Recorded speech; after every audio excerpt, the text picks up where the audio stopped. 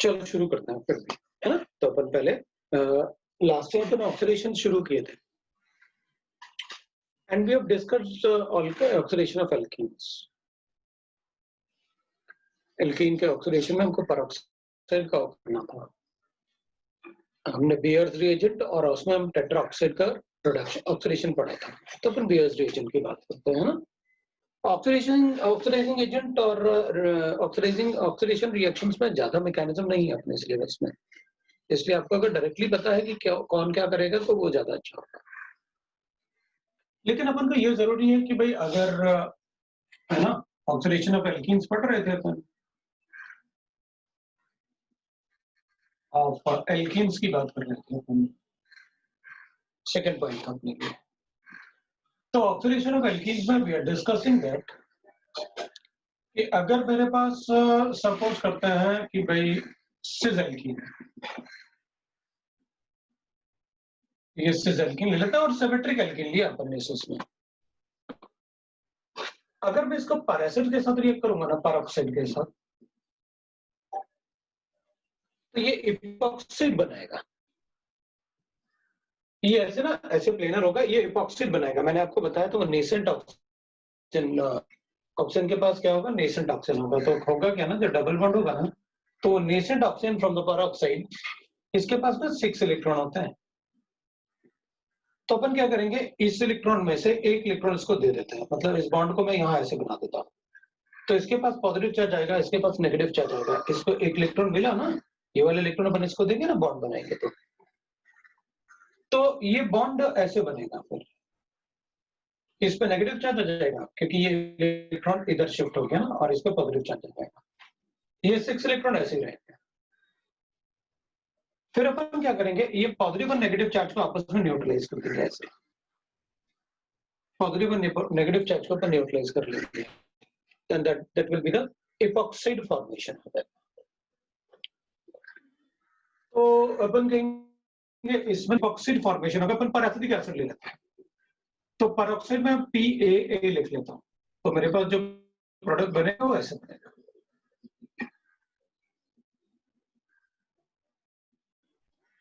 अपन से कोई नहीं पूछने वाला कि ये पेरोक्साइड कैसे बना, हमें पता था नेसेंट ऑक्सीजन होगा, इपॉक्साइड बनेगा।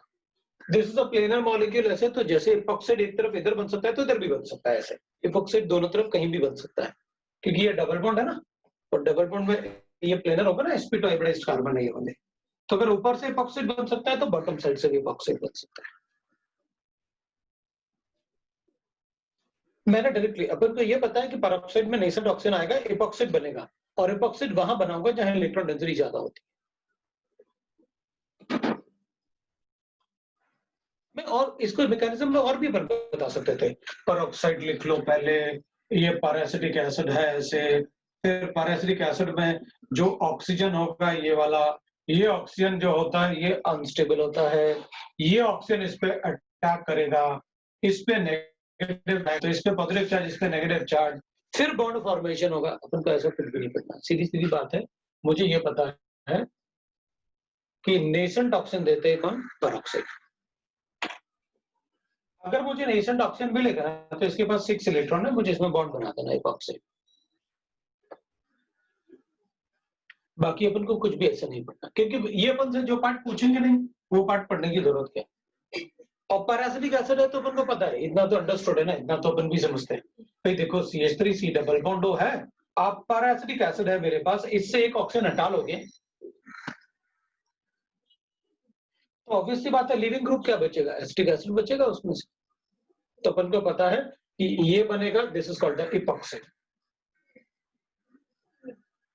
इपॉक्साइड बनेगा प्लस एक इसका जो बचा हुआ एसिडिक एसिड पार्ट है वो बनेगा।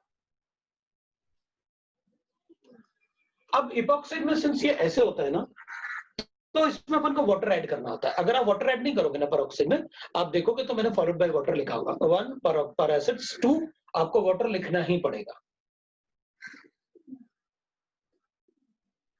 तो जब आप वाटर ऐड करोगे ना इसमें, तो वाटर एडिशन ऐसे हो जाएगा, ये वाटर एडिशन। तो अभी क्या होगा ना, वाटर एडिशन में अपन क्या करते हैं, वाटर एडिशन में इसको ऑक्सीजन 18 कर देते हैं। तो अपन क्या करेंगे, जैसे अपन ने पहले, आपको याद होगा, क्लोरीनेशन और ब्रोमिनेशन किया था ना, कि भाई अगर ये इस पे अटैक करेगा तो ये बॉन्ड इधर शिफ्ट हो जाएगा, तो इस पे नेगेटिव चार्ज आएगा, ऑक्सीजन पे पॉजिटिव चार्ज आएगा, वो लोन पे देखा हमने। अपन क्या करेंगे, अपन एक लोन कर देंगे ना उसको,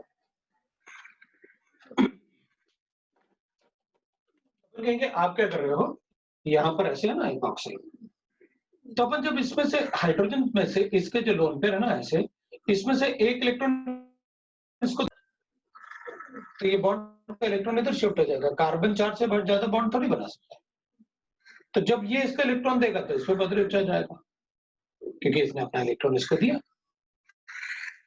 तो फिर ये वाला इलेक्ट्रॉन साइमल्टेनियसली इसको दे देगा, तो इस पर नेगेटिव चार्ज आएगा, तो इस पे पॉजिटिव चार्ज आएगा, तो ये प्रोटॉन लीव करेगा, ये प्रोटॉन लीव करेगा, तो ये प्रोटॉन को एक्सेप्ट कर लेगा, और क्या। तो अपन कहेंगे क्या बना अपने पास, तो अपन कहेंगे मान लो इसने ए अटैक किया यहाँ पर, तो अपन कहेंगे ठीक है भाई, मेरे पास ऐसे बन जाएगा,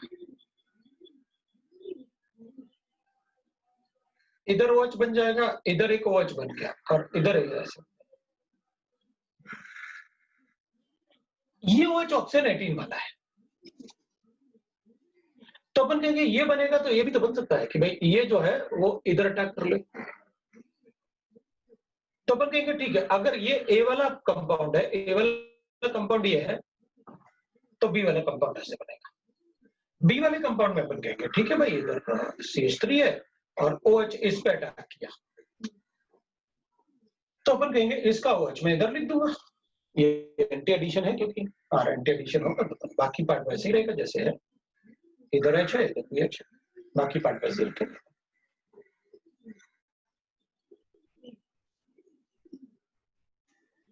तो अपन इस टाइप से कर सकते हैं, ये बी वाला पार्ट है, ये ए वाला पार्ट है। अब अपन देखेंगे इसमें, तो ये 1 2 3 हो जाएगा, ऐसे S किया अपन ने, तो ये R लिखा अपन ने, और इसको अगर लिखूंगा तो 1 2 3 1 2 3, इधर भी ऐसे S आ रहा है, तो ये R है, ये दोनों R है, ये दोनों S है, तो मतलब ये क्या बन रहा है, रेसमिक मिक्सचर बन रहा है, क्योंकि इसमें प्लेन ऑफ सिमेट्री नहीं आ रहा ना, प्लेन ऑफ सिमेट्री तो तब बोलते हैं अपन जब इसको S आता है या R आता है, तो अपन कहते हैं बीच में इसमें प्लेन ऑफ सिमेट्री है, तो क्या बन रहा है अपने पास, रेसमिक। तो अपन को तो पहले से पता है, कार लिखते हैं ना, सिज होता है, एंटी एडिशन है, एक OH बॉटम साइड से, एक OH ऊपर साइड से, तो प्रोडक्ट क्या बनना चाहिए, रेसमिक मिक्सचर, पहले से ही बता देते, आप बस इतना बोल दो कि पर एसिड्स में क्या बनेगा, एंटी एडिशन होगा, मैं खुद ही बता दूंगा वहां रेसमिक मिक्सचर बनाना है आपको, और ट्रांस होता तो मीजो बता देते, पर टैब लिख देते, कोई प्रॉब्लम नहीं, ट्रांस होगा तो अपन मीजो बता देंगे। तो the nascent oxygen from peroxide will attack on this double nascent O atom from peroxides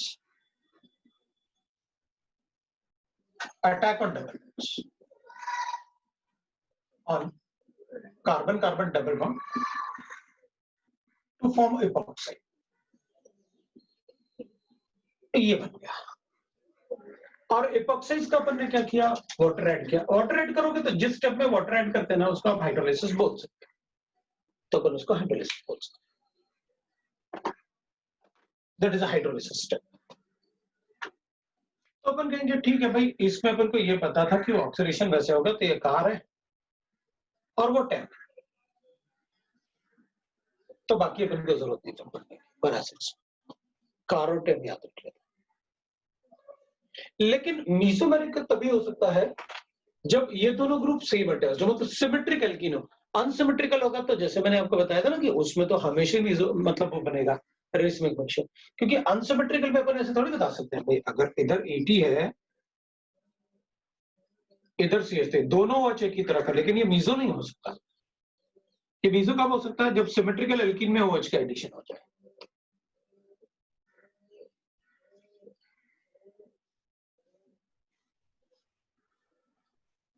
ये कभी ऑप्टिकली इनेक्टिव हो ही नहीं सकता। तो अपन कहेंगे इसमें ना, अगर दोनों इधर ये CH3 दोनों एक जैसे नहीं है, तो फिर उसमें प्रोडक्ट नहीं बन पाएगा, फिर अपन मीजो कभी नहीं बोल पाएंगे। मीजो तभी बोल सकते हैं जब ट्रांस एल्कीन सिमेट्रिकल, नहीं तो नहीं बोल पाएंगे। ठीक है भाई, बाकी ऑक्सीडेशन अपन को पता है, बाकी आपने एल्कीन का ऑक्सीडेशन लिखा था, दैट इज विद जैसे अपन ने लिखा था भाई KMnO4 है, इसमें अपन ने ऐसे एल्कीन लिखा था,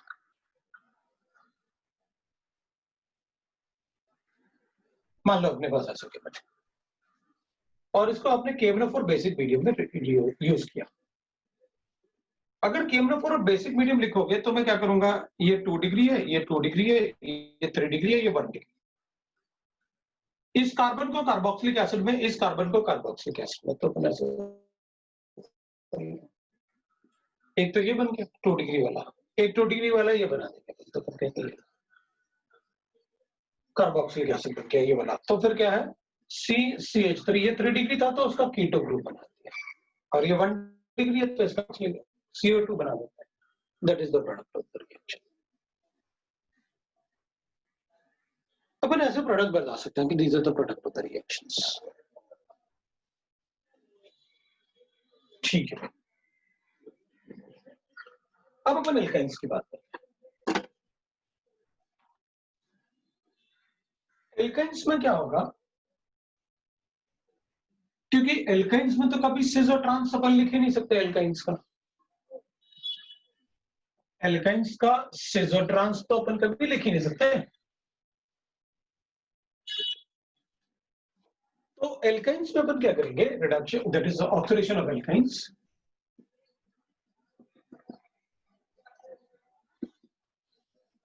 अल्काइंस, अल्काइंस के ऑक्सीडेशन में अपन ऐसे करते हैं, ऑक्सीडेशन ऑफ एल्काइंस। अगर मुझे एल्काइंस गिवन है तो cold dilute KMnO4 basic medium होगा, डाइकीटोन्स बनेगा,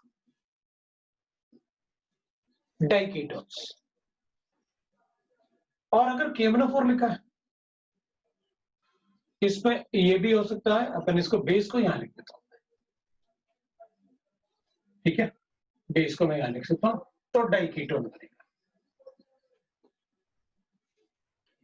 इवन अगर पैरासिड्स भी होंगे तब भी अपन ये करेंगे, तब भी मैं डाइकीटोन ही बनाऊंगा, सेम प्रोडक्ट एल्काइंस में, क्योंकि वहां 2 डबल बॉन्ड है ना, 2 पाई बॉन्ड है, तो 2 बार वो ऐड करूंगा। इधर मैं KMnO4 इन बेसिक मीडियम लिख लेता हूं,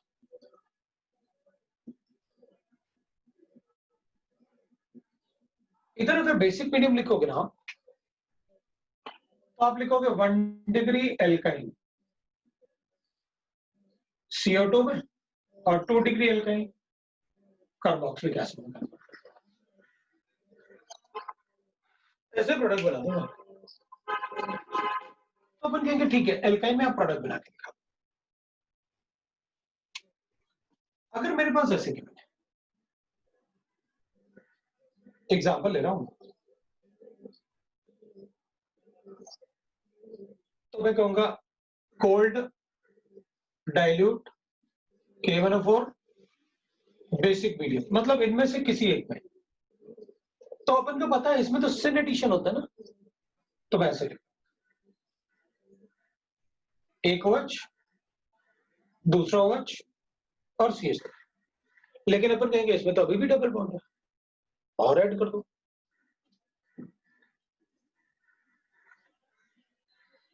किसी भी कार्बन एटम पे ना, एक ही कार्बन एटम पे 2 OH ग्रुप अनस्टेबल होते हैं because of the minus effect. ये भी इलेक्ट्रॉन विड्रॉ कर रहा है, ये भी इलेक्ट्रॉन विड्रॉ कर रहा है, तो ये बॉन्ड्स ना वीक हो जाते हैं। तो जब किसी कार्बन एटम पे, एक ही कार्बन एटम पे 2 OH आ जाए या 3 OH आ जाए, तो आप वहां से वाटर हटा देना।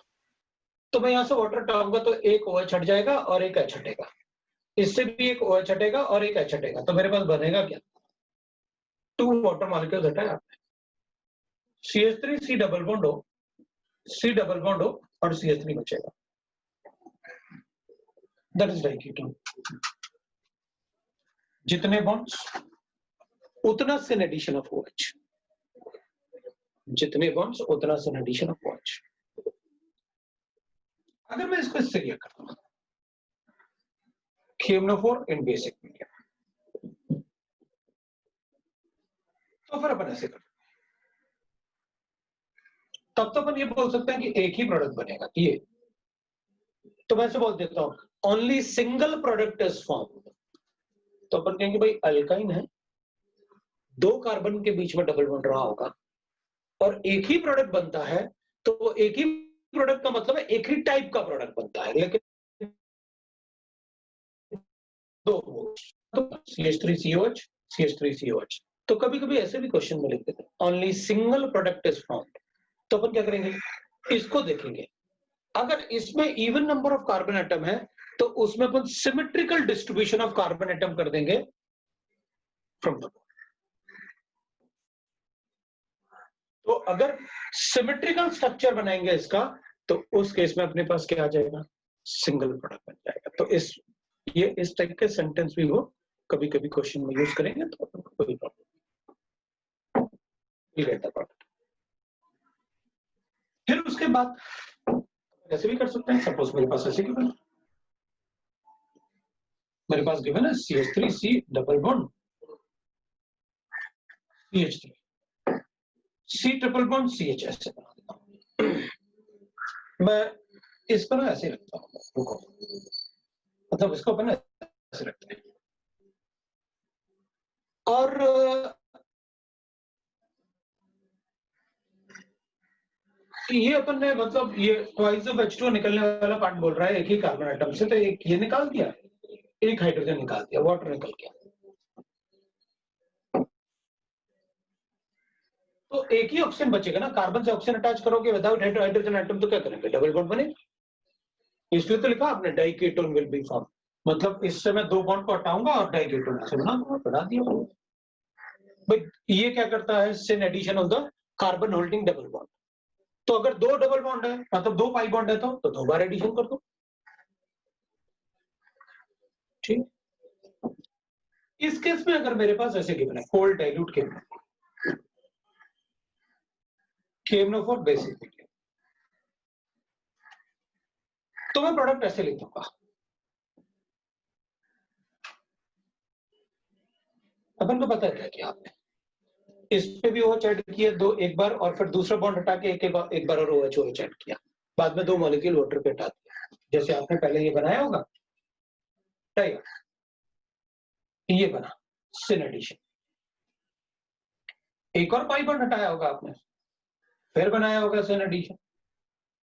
अब आपको पता है भाई एक ही कार्बन एटम पे 2 OH ग्रुप अनस्टेबल होंगे, तो फिर वाटर हटाओ और इससे फिर अपन -2 H2O लिखते हैं, जैसे यहां पर वाटर हटाया तो अपन यहां पर लिख देते हैं भाई CH3 C double bond O C double bond O and H, ये बच जाएगा आपके पास, मतलब अल्फा कीटो प्रोपेनॉल्डिहाइड।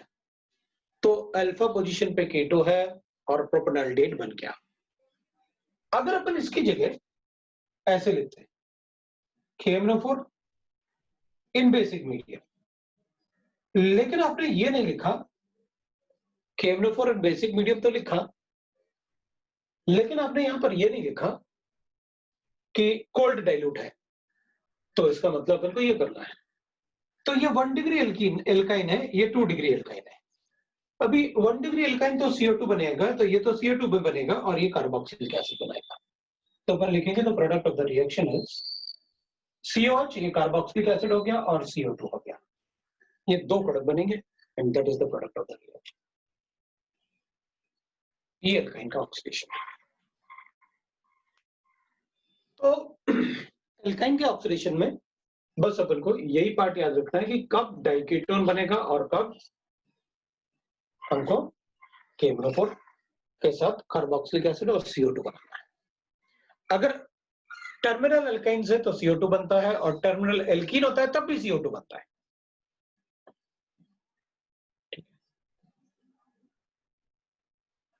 ओजोनोलिसिस मुझे पढ़ाने की जरूरत नहीं है, oxidative ozonolysis and reductive ozonolysis दोनों ही मैंने आपको बता रखे हैं,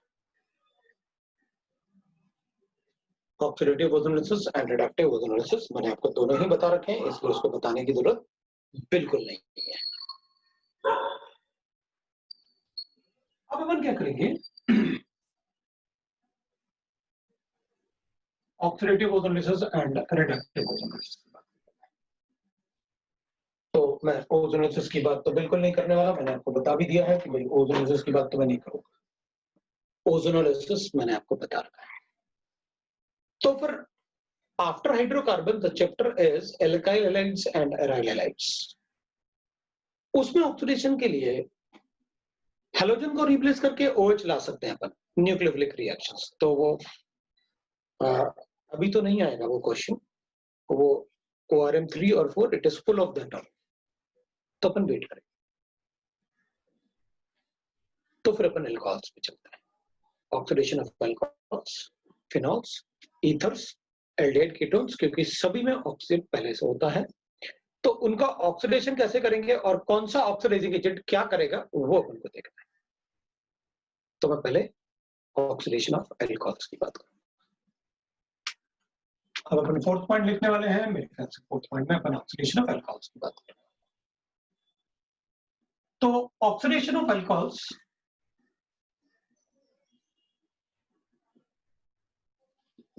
अब मैं थोड़ा सा ना पहले रिएक्शन लिख लेता हूं, पहले कुछ रिएक्शन लिखते हैं, क्योंकि ऑक्सीजन कंटेनिंग कंपाउंड के ऑक्सीडेशन के लिए आप कुछ पहले थोड़ा बता दो, उसके बाद अपन उसको डिस्कस करेंगे। तो ये पार्ट ऐसे होगा जिसको अपन पहले थोड़ा पढ़ेंगे, फिर उसके बाद मैं रिएजेंट के बारे में बताऊंगा कि कौन सा, जैसे अपन ने कॉलम भी लिखा ना, उससे अपन को काफी अच्छा आइडिया आ गया कि हमें कौन सा कंपाउंड, कौन सा रिड्यूसिंग एजेंट क्या रिड्यूस करेगा क्या नहीं करेगा। और सबसे ज्यादा यूज होने वाले रिड्यूसिंग एजेंट होते हैं lithium aluminium hydride, sodium boron hydride and catalytic hydrogenation NaH2 KNH2 वाले। बाकी भी होते हैं डाइबल H वगैरह, बट दे आर इंपॉर्टेंट। तो ठीक है, आप एल्कोहल का ऑक्सीडेशन बता दो। तो मैं क्या करूंगा, मैं बोलूंगा भाई alcohols can be distinguish by, ठीक है ना। तो मैं पहले कुछ ऐसे करता हूं कि मैं ना एल्कोहल के डिस्टिंक्शन टेस्ट लिखते हैं, डिस्टिंक्शन टेस्ट ऑफ अल्कोहल्स, और फिर उसमें मैं आपको रिएजेंट्स के बारे में फिर बताऊं, क्योंकि जब तक अपन को ऑक्सीडाइजिंग एजेंट को मतलब रिएक्शन नहीं पता होंगे तब तक अपन कैसे डिसाइड करें, कैसे सेग्रीगेट करें कि कौन सा ऑक्सीडाइजिंग एजेंट क्या करेगा। तो पहले अपन लिखते हैं डिस्टिंक्शन मेथड्स।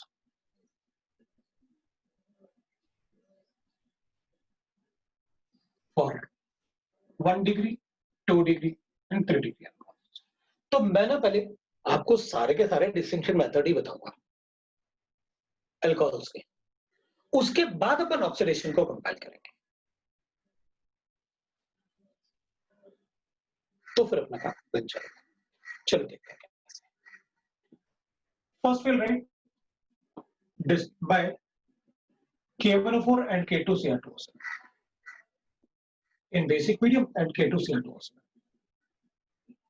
in acid। तो हम प्राइमरी अल्कोहल की बात करते हैं। मेरे पास प्राइमरी अल्कोहल है CH3CH2OH, ये प्राइमरी अल्कोहल है। इसको मैं रिएक्ट करूंगा K2Cr2O7 से इन एसिड्स, तो ये बनाएगा, ऑक्सीडेशन करेगा CH3CH2OH, CH3CHO। और अगर मैं, ये प्राइमरी अल्कोहल हो गया 1 डिग्री अल्कोहल, मैं इसको ऐसे लिख लेता हूं 1 डिग्री, अपन को पता है 1 डिग्री लिखोगे तो व्हाट डज इट मीन। चलो यहां लिख देता हूं 2 डिग्री अल्कोहल लिखूंगा तो I write like this is a 2 degree alcohol. और 2 डिग्री अल्कोहल में अगर मैं K2Cr2O7 से रिएक्ट करूंगा तो इट विल बिकम कीटोन्स, ये एल्डिहाइड बनेगा और ये कीटोन बनेगा।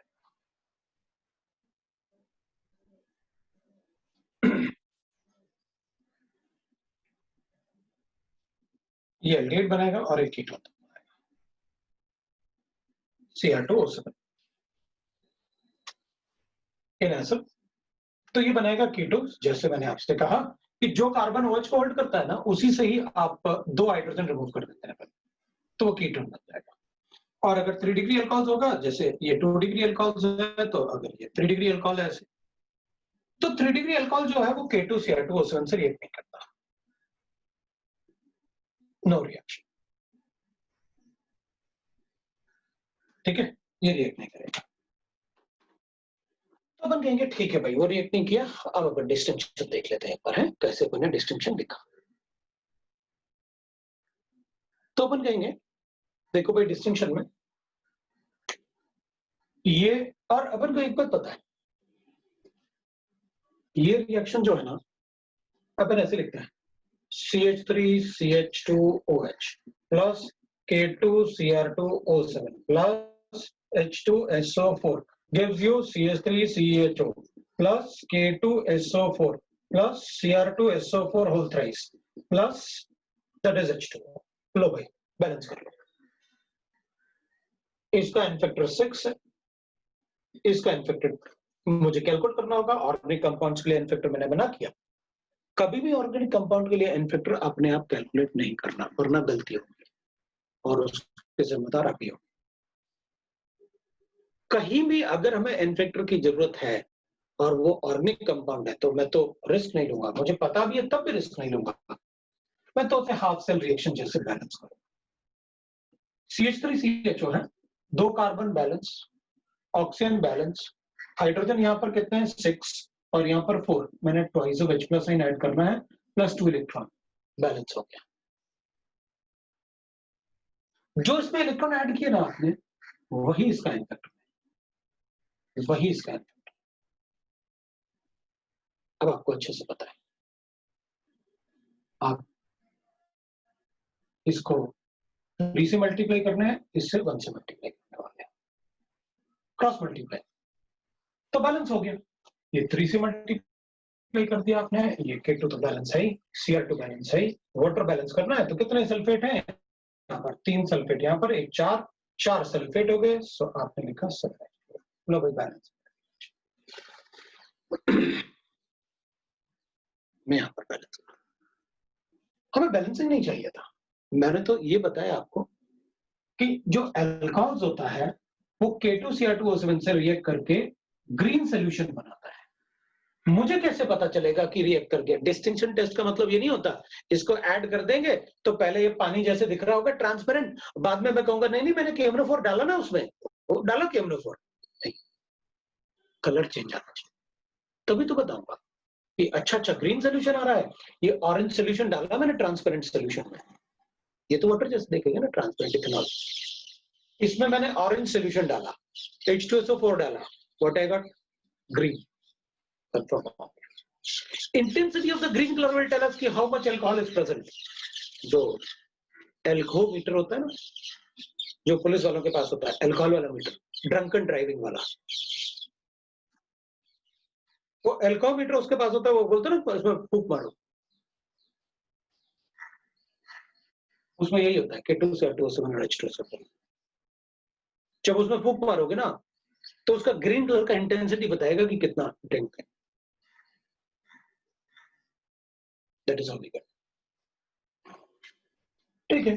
तो ये वही रिएक्शन है अल्कोहल का, इथेनॉल का रिएक्शन, ठीक है। We won't require but since the question related to the daily life I have to tell you, and the n factor, कभी भी ऑर्गेनिक कंपाउंड का n फैक्टर मैं रिस्क नहीं लेने वाला, मैं हमेशा बैलेंस करूंगा और चेक करूंगा कि कितना उनको ऐड करना है, ध्यान रखना इस बात का। और आप ध्यान नहीं रखोगे और तुम गलती भी करोगे, मैं बताऊंगा तुमने गलती की। चलो देखो अपन क्या करेंगे, 1 डिग्री अल्कोहल एल्डिहाइड बनाएगा, 2 डिग्री अल्कोहल कीटोन बनाएगा, 3 डिग्री रिएक्ट नहीं करता, हो गया डिस्टिंक्शन टेस्ट। 1 डिग्री क्या करेगा, एल्डिहाइड बनाएगा, एल्डिहाइड बनाएगा, 2 डिग्री क्या करेगा, कीटोन बनाएगा, 3 डिग्री क्या करेगा, रिएक्शन नहीं होगा, हो गया डिस्टिंक्शन। अगर मैं इसमें K2Cr2O7 और ऐड करता हूं, लेकिन आपको फिर से ऐड करना पड़ेगा या लिखना पड़ेगा कि एक्सेस ऑफ K2Cr2O7, तो aldehydes are easily oxidised to carboxyl.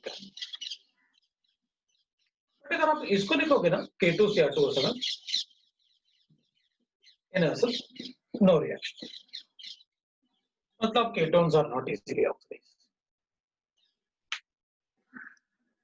तो फिर तो फिर अपन कहेंगे भाई ऐसी रिएक्शन है और क्या। मैं इसकी जगह ना ये बेयर्स रिएजेंट, मतलब बेयर्स रिएजेंट क्या होता है अपन सबको पता है, कोल्ड डाइल्यूट केमनोफोर, तो ये बनेगा। इसकी जगह अपन कोल्ड डाइल्यूट केमनोफोर इसमें फिर ऐड करेंगे तो भी अपन ऐसा बना सकते हैं। यही तो होता है बेयर्स रिएजेंट जो आप लिख रहे हो, वहां पर बेयर्स रिएजेंट लिख दिया, यहाँ कंपाउंड लिख दिया, तो विल गेट दिस। यहां पर बेयर रिएजेंट्स रिएक्शन नहीं होगा,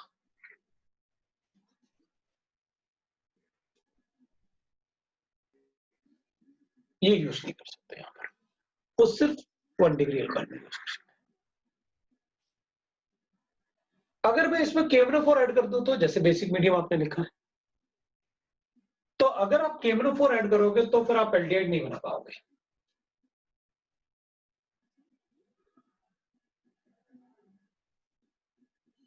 अगर आप केमनोफोर डायरेक्टली ऐड कर दोगे तो केमनोफोर in basic medium is strong oxidising agent. Baeyer's reagent तो कोल्ड डाइल्यूट, मतलब temperature is 0 degree. Cold means I have told you that temperature is 0 degree. Temperature कम होगा तो रिएक्टिविटी कम होगी, क्योंकि एनर्जी ऑफ एक्टिवेशन बढ़ेगा। और इसमें अगर मैं लिखूंगा केमनोफोर तो कीटोन बना सकता हूं, और अगर इसको भी केमनोफोर से रिएक्ट करूंगा बेसिक मीडियम में तो भी प्रोडक्ट बनेगा। And the product of the reaction is CH3COH plus CO2. There is a different concept for the oxidation of ketones. मैं कीटोन्स के ऑक्सीडेशन को अभी इस टाइम नहीं बता रहा हूं, बट कीटोन का ऑक्सीडेशन में डिस्कस करेंगे। अभी मैंने क्या किया, एक कार्बन को कार्बन डाइऑक्साइड में कर दिया और एक कार्बन को मैंने 2 कार्बन से कार्बोक्सिलिक एसिड बना दिया। That is how we have oxidised. Distinction test की बात करेंगे तो भाई K2Cr2O7 में क्या हो सकता है, बियर्स रिएजेंट में क्या होता है, केमनोफोर बेसिक मीडियम में तो क्या हो सकता है, वो वी गॉट इट। 3 डिग्री का ऑक्सीडेशन नहीं होता, neither with केमनोफोर in basic medium nor with K2Cr2O7 में, उसका ऑक्सीडेशन नहीं, ठीक है, उसका ऑक्सीडेशन नहीं होगा, कोई बात नहीं। अब अपन आगे चेक करते हैं।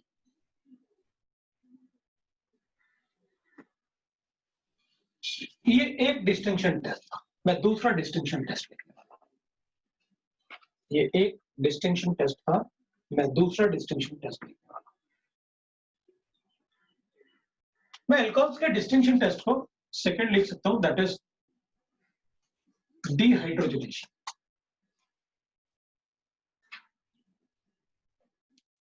दैट इज एट कॉपर के प्रेजेंस में होता है, copper at 300 degree centigrade, copper eight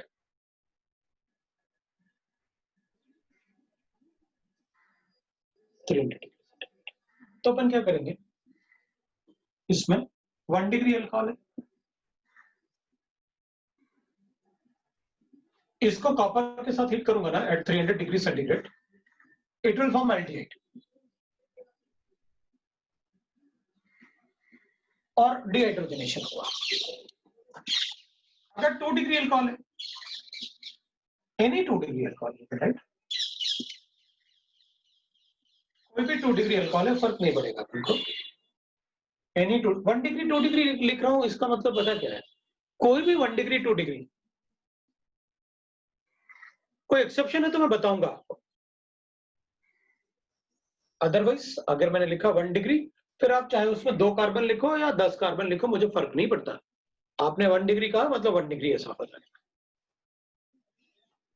Copper at 300 degrees centigrade will write, it will form ketones, that is RC double bond O PH और H2।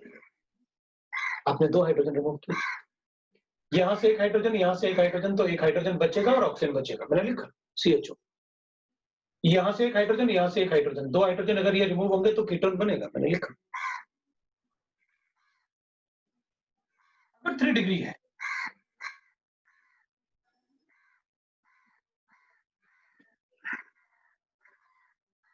Copper at 300 degree centigrade.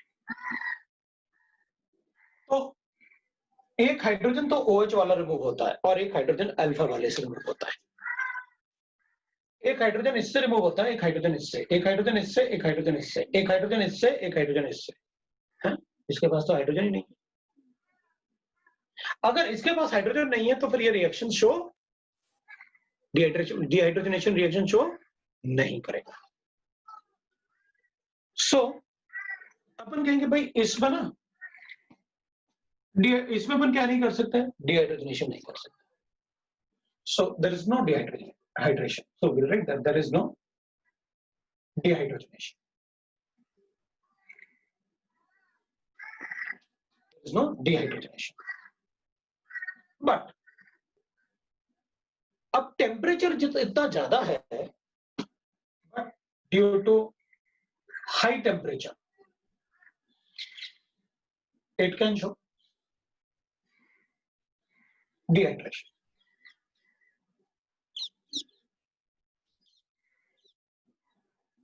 क्या show कर देगा?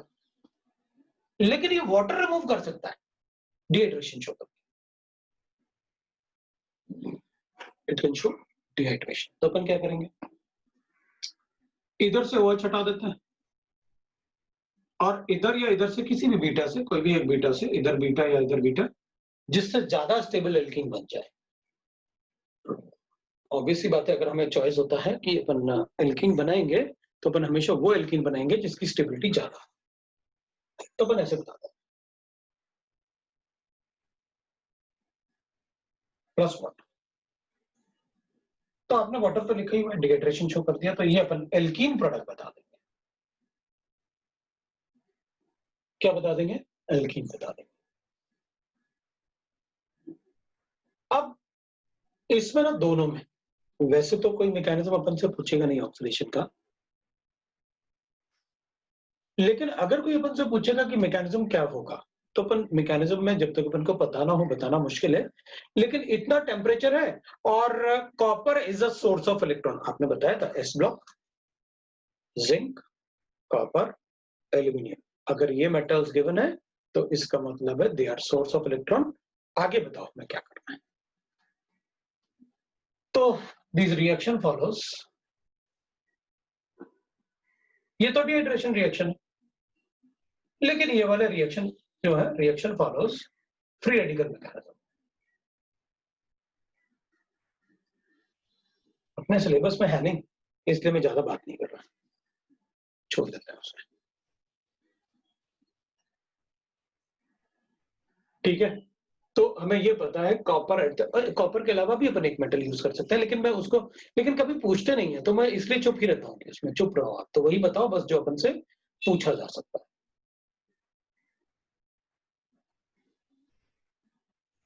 Otherwise copper की जगह silver भी हो सकता है 300 डिग्री सेंटीग्रेड पे, लेकिन अपन मतलब वही पढ़ेंगे जो उनसे पूछा जा सकता है।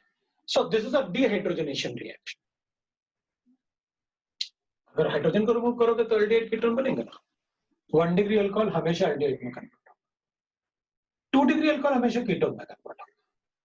इसमें 3 डिग्री अल्कोहल डिहाइड्रोजनेशन तो नहीं हो सकता, लेकिन अगर कभी भी टेम्परेचर 120 से ज्यादा है, 120 डिग्री सेंटीग्रेड से, ऑब्वियसली बात है वाटर तो हट ही सकता है। वाटर के हटने के लिए मैक्सिमम कितना टेम्परेचर चाहिए? 100 पे बॉइलिंग पॉइंट है, 120 होता है तो वेपराइज हो जाता है। इसलिए वो हाई टेम्परेचर की वजह से अपन ने वाटर हटा दिया। एक ये इसका डिस्टिंक्शन। इसका दूसरा डिस्टिंक्शन मेथड अपन लिख सकते हैं, see, that is by Lucas reagent.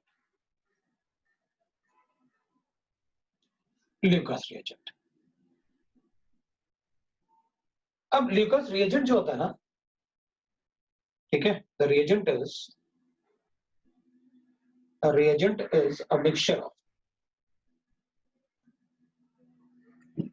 mixture of that is concentrated HCl plus anhydrous ZnCl, ये होता है Lucas reagent. It is a mixture of concentrated HCl and anhydrous ZnCl. अगर 1 डिग्री अल्कोहल है,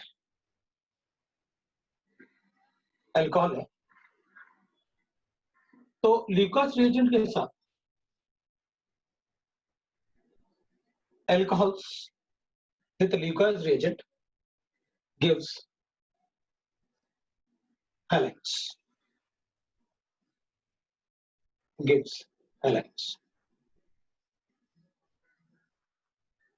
और जो हेलाइड्स होते हैं ना, वो क्लाउडीनेस जैसे अपीयर होता है, जैसे क्लाउड्स बनते हैं वो टेस्ट ट्यूब में वैसे क्लाउड टाइप का निकलेंगे. Gives halides which appears as a cloudiness, as cloud. तो मतलब जब भी अल्कोहल ल्यूकास रिएजेंट से रिएक्ट करेंगे तो क्लाउडीनेस अपीयर होगा. तो अपन कहेंगे ठीक है भाई, अगर क्लाउडीनेस अपीयर होगा तो अपन ऐसे कर लेते हैं, कोई बात नहीं. 1 डिग्री 2 डिग्री 3 डिग्री अल्कोहल है, आप बता दो हमें क्या करना है. ये 1 डिग्री अल्कोहल, इसको अगर ल्यूकास रिएजेंट से रिएक्ट करूंगा ना, what is that Lucas reagent? Anhydrous concentrated HCl plus anhydrous HCl. तो यहां पर क्या होगा? No cloudiness appears. But can appear on heating. Appear on heating. अगर आप हीट करोगे तो हो जाएगा अपीयरेंस. इसमें ल्यूकास रिएजेंट से क्लाउडीनेस appears after 5 minutes. इसमें भी अपन कह सकते हैं no cloudiness, or it can appear after 30 minutes or 1 hour, like that. 30 minutes तो मिनिमम चाहिए. इसमें ल्यूकास रिएजेंट से cloudiness appears immediately.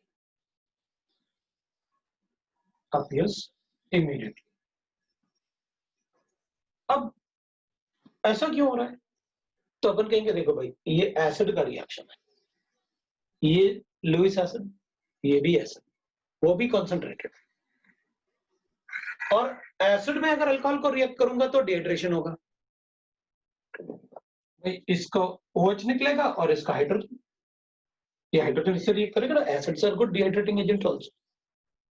सो ये H+ आयन इस पे अटैक करेगा, वाटर निकल जाएगा, कार्बोकैटायन बनेगा. ये H+ आयन इस पे अटैक करके जब वाटर निकलेगा ना तो कार्बोकैटायन बनेगा. अभी कार्बोकैटायन का रेट ऑफ फॉर्मेशन की बात करेंगे. इसमें 1 डिग्री बनेगा, इसमें 2 डिग्री बनेगा और इसमें 3 डिग्री. 1 डिग्री कार्बोकैटायन बनाना बहुत मुश्किल है क्योंकि वो स्टेबिलिटी कम होगी उसकी. 3 डिग्री की स्टेबिलिटी ज्यादा होगी, उसमें हाइपर कंजुगेशन ज्यादा. 2 डिग्री की स्टेबिलिटी भी होगी बट उतना नहीं जितना 3 डिग्री का. इसका मतलब अगर मैं 1 डिग्री अल्कोहल को ऐसे ले लूं तो ये ल्यूकास रिएजेंट देगा क्या? तो अपन कहेंगे ये तो देगा, ये वाला 1 डिग्री नहीं दे रहा था, ये हीटिंग से दे रहा था क्योंकि कार्बोकैटायन बन जाएगा हीटिंग से. ये वाला नहीं दे रहा था, ये तो तुरंत दे देगा. क्योंकि जो रिएक्शन होता है HCl का रिएक्शन, H+ आयन अटैक करेगा HCl से, तो ये रिमूव होगा तो कार्बोकैटायन बनेगा. और कार्बोकैटायन की जितनी ज्यादा स्टेबिलिटी होगी उसके बाद Cl ऐड हो जाएगा. तभी तो अपन बोल रहे हैं ना क्लोराइड की वजह से होता है, गिव्स हैलाइड्स. क्लोराइड की वजह से ही वो क्लाउडीनेस आता है. तो इसका मतलब है rate of reaction will be directly proportional to stability of carbocation. अगर कार्बोकैटायन ज्यादा स्टेबल बन रहा है तो रेजोनेंस स्टेबलाइज्ड होगा बेंजीन रिंग के साथ, बेंजाइलिक कार्बोकैटायन बनेगा. अगर कार्बोकैटायन की स्टेबिलिटी ज्यादा है तो रेट ऑफ फॉर्मेशन ज्यादा होगा, और रेट ऑफ फॉर्मेशन ज्यादा होगा तो ल्यूकास रिएजेंट के साथ रिएक्ट करने का रेट भी ज्यादा. तो इट मींस दैट ये जो रेट ऑफ रिएक्शन है क्लाउडीनेस का अपीयरेंस है या ल्यूकास रिएजेंट के साथ जो रिएक्शन है, the rate it will depends on the stability of carbocation. So the rate of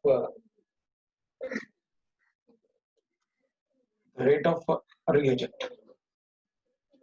rate of reaction of Lucas reagent is proportional to stability of carbocation. Carbocation जितना ज्यादा stable होगा rate भी उतना ज्यादा होगा. 1 डिग्री में carbocation ज्यादा stable नहीं होगा, इसलिए रिएक्शन. ठीक है, ये डिस्टिंक्शन था. मुझे यहाँ कहीं ऑक्सीडेशन नहीं दिखा. ठीक है, क्लोराइड तो हमने लगाया ना, मैंने आपको पहले ही बताया था. मैं डिस्टिंक्शन ऑफ एल्कोहल्स बता रहा हूँ, ऑक्सीडेशन नहीं. क्योंकि एल्कोहल के डिस्टिंक्शन में बहुत सारा पार्ट पढ़ लेंगे. ठीक, अनदर डिस्टिंक्शन मेथड्स में दूसरा डिस्टिंक्शन मेथड में मैं लिखूंगा. तो ये डिस्टिंक्शन मेथड था एल्कोहल का. अब एल्कोहल्स में the other method for the distinction is, अभी ना अपन ऑक्सीडेशन वाले डिस्टिंक्शन की ही बात करते हैं ज्यादा. बाकी अगर कोई होगा तो मैं बता दूंगा, क्योंकि मैं एक बार चैप्टर वाइज में आपको चेक कर लूंगा क्या बताया है क्या नहीं बताया है और क्या क्या आपको जरूरी है, वो मैं चेक करके आपको बताऊंगा. तो अभी अपन ज्यादा फोकस करके रखते हैं ऑक्सीडेशन वाले पार्ट पे, क्योंकि अपन को ऑक्सीडेशन खत्म करना चाहिए. अब अपन क्या करेंगे, अपन बात करेंगे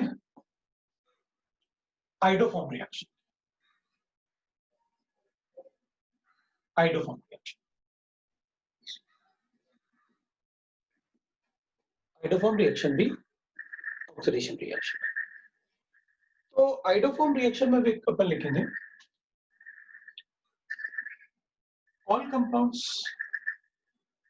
or molecules लिखेंगे which have CH3C double bond group will give idoform reaction. Will give idoform reaction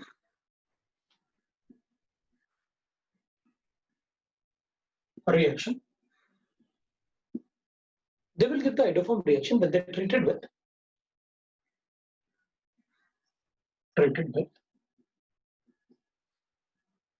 अब idoform में तो आयोडीन तो हो गए, I2 and aqueous base. अब वो aqueous base में मतलब आप बेस लिख रहे हैं तो मुझे पता है अल्कली मेटल हाइड्रोक्साइड लिखोगे या जो भी NaOH, KOH, राइट ना, caesium hydroxide, rubidium hydroxide, barium hydroxide, calcium hydroxide, इसका टाइप के हाइड्रोक्साइड दे सकता है जो स्ट्रॉन्ग बेसिस होते हैं. But aqueous basis they will give this reaction. So all molecules which have this group will give idoform reaction when treated with this. But the molecule with जो molecule है ना, the molecule with CH3CHOH group also give idoform reaction.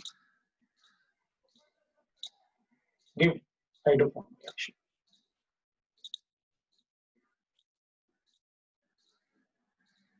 Reaction.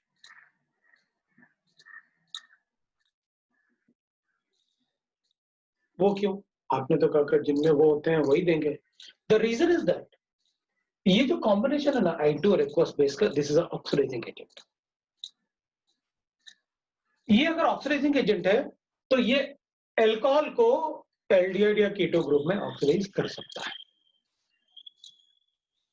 तो ठीक है, इसमें अगर मैं इसको ऐड करूंगा तो उसमें कन्वर्ट हो जाएगा. अभी उसमें कन्वर्ट होगा तो आगे आइडोफॉर्म रिएक्शन भी देगा.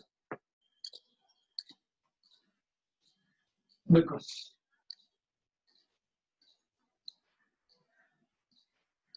I2 and aqueous base act as oxidizing agent. Oxidizing. वो ऑक्सीडाइजिंग एजेंट जैसे कहेंगे ठीक है भाई, I2 और aqueous base जैसे रिएक्ट करवाऊंगा तो आई गेट अ प्रोडक्ट है. ये ऑक्सीडाइज्ड प्रोडक्ट है.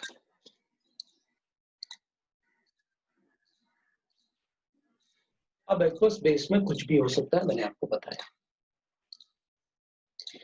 मोस्टली अपन से NaOH और KOH लेते हैं। NaOH, KOH एक्सेट्रा भी लिखा मैंने, NaOH, KOH एक्सेट्रा, कोई भी बेस हो सकता है, strong base, dilute strong base. ठीक है, अब प्रोडक्ट की बात करते हैं। एग्जांपल, मेरे पास ये कंपाउंड है,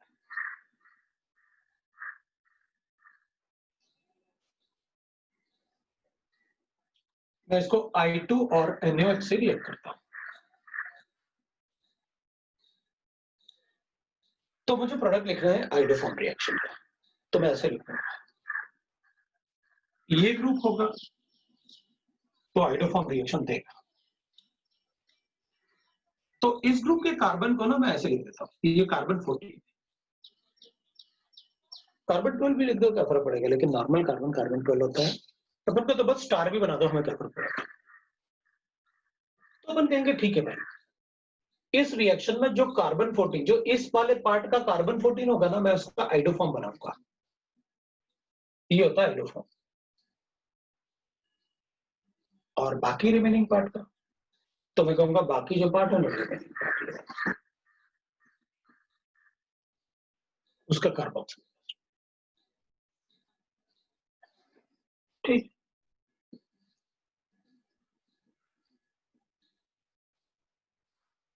Na था ना, सोडियम सॉल्ट ऑफ कार्बोक्सिल, ये प्रोडक्ट है भाई आइडोफॉर्म रिएक्शन का।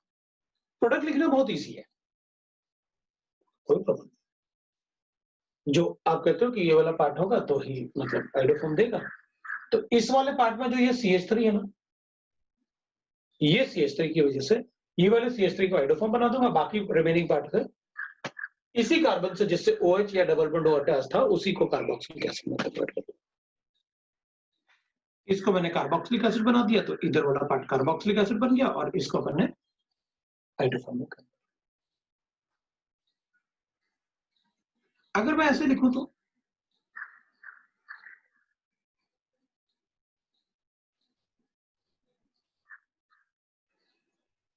अपन कहेंगे हमें क्या फर्क पड़ता है, तो कुछ भी लिखो, आपकी मर्जी, हमें तो ये ग्रुप दिख गया, ये आइडोफॉर्म रिएक्शन देगा, तो फिर लिखो आप I2 लिखो, NaOH लिखो, हमें क्या फर्क पड़ता है।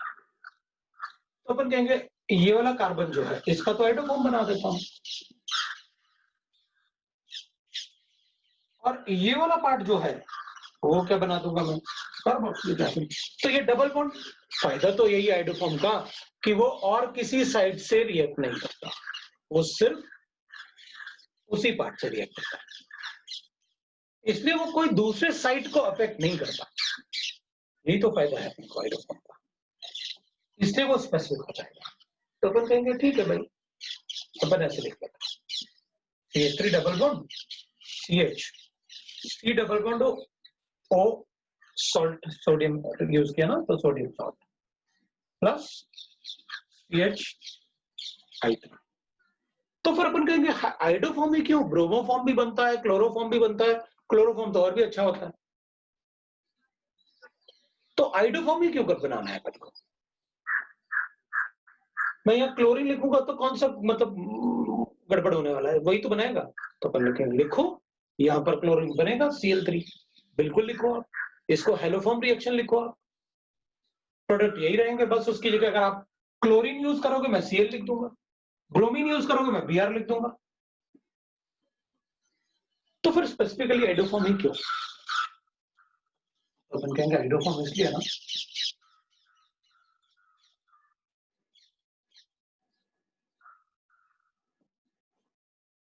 क्योंकि आइडोफॉर्म येलो पीपीटी होता है, ब्रोमोफॉर्म और chloroform they are transparent solutions, तो ये भी ट्रांसपेरेंट सॉल्यूशन है और वो भी ट्रांसपेरेंट सॉल्यूशन बनेगा, क्लोरोफॉर्म और ब्रोमोफॉर्म। तो बताऊंगा कैसे कि रिएक्शन हुआ, बस ऐसे ही कि कुछ भी ऐड कर दिया, हुआ तो है।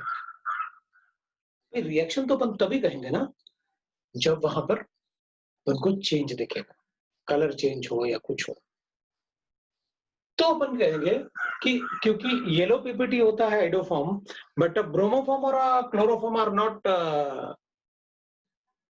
colored PPT or solutions, so we cannot use them as a test, but for a reaction we can use. आप टेस्ट मत पूछो, आप बस ये बताओ कि अगर Cl2NaOH ऐड करेंगे तो क्या होगा, अपन कहेंगे रिएक्शन होगा, तो ये क्लोरोफॉर्म बनेगा और कार्बोक्सिलिक एसिड बनेगा, बट आप टेस्ट नहीं बोल सकते उसे। क्यों? क्योंकि भाई सोल्यूशन चेंज मुझे दिखेगा तभी तो मैं, भाई अगर हमारे पास गिवन है ऐसे कुछ भी, हमने आपसे कहा पानी है ये, चलो टेस्ट लगा के दिखाओ वाटर है ये, कैसे बताओगे? तो अपन टेस्ट लगाएंगे ना पानी का, तो अपन कहेंगे पानी का टेस्ट, चलो भाई अभी लगा देते हैं। हमने इसमें कॉपर सल्फेट डाला, ब्लू हो गया, लाइट ब्लू कलर, तो कहेंगे ये पानी हो सकता है। कॉपर सल्फेट सबसे अच्छा टेस्ट है, ब्लू विट्रियल बनने वाला, CuSO4 5H2, बता देंगे वाटर होगा। बट H2SO4 डालने से अपन ये थोड़ी कहेंगे नहीं H2SO4 ऐड करने से उसमें बहुत सारा ऐसे हीट जनरेट हो रहा है, ऐसे कुछ भी हो सकता है किसी भी रिएक्शन। तो ऐसे बताएंगे that is called a test for reaction.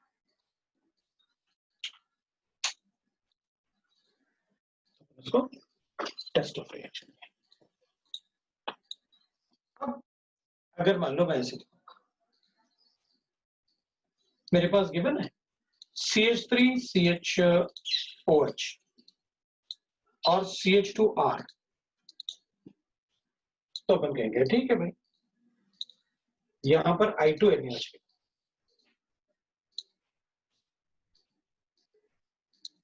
तो अपन कहेंगे इधर वाले पार्ट को पहले मैं ऑक्सीडाइज कर लूंगा, बिल्कुल ये बन जाएगा।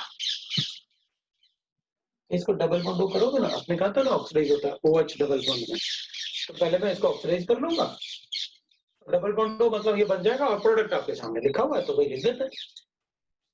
तो अपन कहेंगे ठीक है इसको बना देते हैं अपन CHI3 और इसको बना देते हैं कार्बोक्सिलिक एसिड।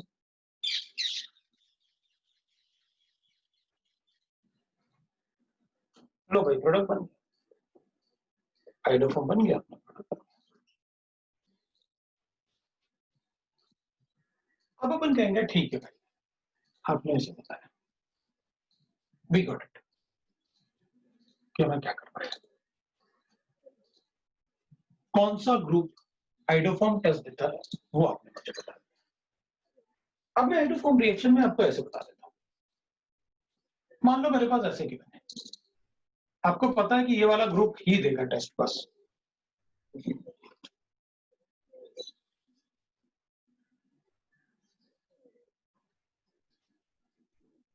अभी मैंने अल्कोहल्स की बात कर रही थी, अल्कोहल्स पे आते हैं।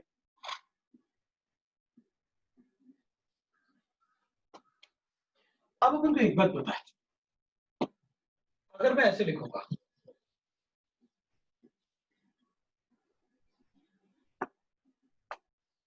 तो अगर मैं यहां पर हाइड्रोजन लिखूंगा तो प्राइमरी अल्कोहल है, और अगर मैं यहां पर R लिखूंगा तो सेकेंडरी अल्कोहल। तो प्राइमरी अल्कोहल में अगर मैं ऐसे लिखूं तो यहां पर हाइड्रोजन लिखोगे तो ही प्राइमरी अल्कोहल होगा, नहीं तो नहीं। तो अगर आइडोफॉर्म रिएक्शन के लिए ये वाला पार्ट चाहिए, ये तो दे नहीं सकता, तो इधर CH3 और उसके साइड वाले कार्बन पे होना चाहिए ना OH।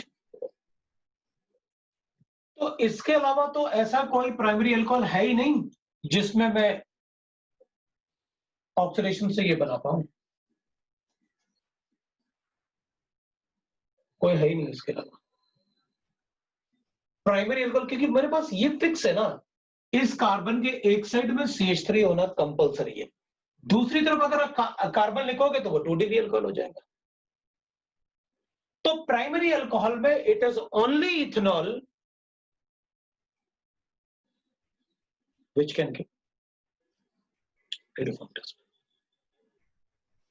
भाई अगर आप यहां कार्बन लिखोगे तो 2 डिग्री बन जाएगा, उधर कार्बन लिख नहीं सकता वरना ये ग्रुप नहीं होगा, ऐसे लिख के देखा तो था मैंने, तो फिर वो ग्रुप नहीं होगा।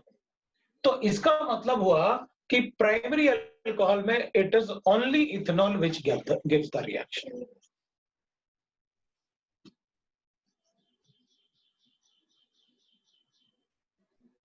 Among 1 degree alcohol, only ethanol gives this reaction.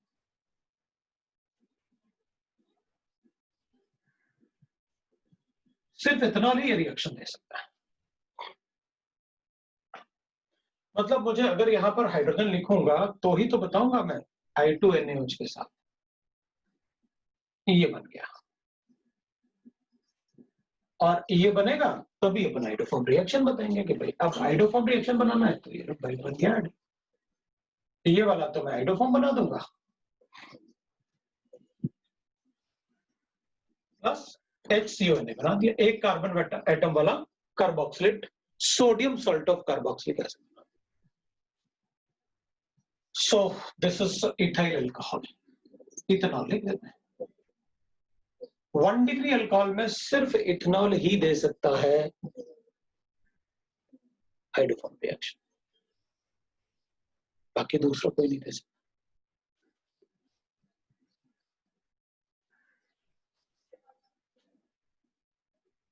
2 degree alcohol की अगर अपन बात करेंगे तो भाई अपन कहेंगे देखो अब आप 2 डिग्री अल्कोहल की बात करेंगे तो ठीक है, ये है 2 डिग्री अल्कोहल। तो 2 डिग्री अल्कोहल में भी तो प्रॉब्लम आएगा ना, अपन कहेंगे बस जिसमें ऐसे है वही तो दे सकता है। मतलब इसका मतलब ये हुआ कि मैं 2 डिग्री अल्कोहल में ऐसे नहीं लिख सकता, ये नहीं लिख सकता मैं 2 डिग्री, गलत हो जाएगा। ये भी 2 डिग्री है ना, क्यों? क्योंकि 2 डिग्री में भी जिस कार्बन से OH अटैच्ड है उसके साइड में एक CH3 होना कंपलसरी है। जब एक CH3 होगा और एक C डबल बॉन्ड होगा तभी अपन ये ग्रुप बना पाएंगे।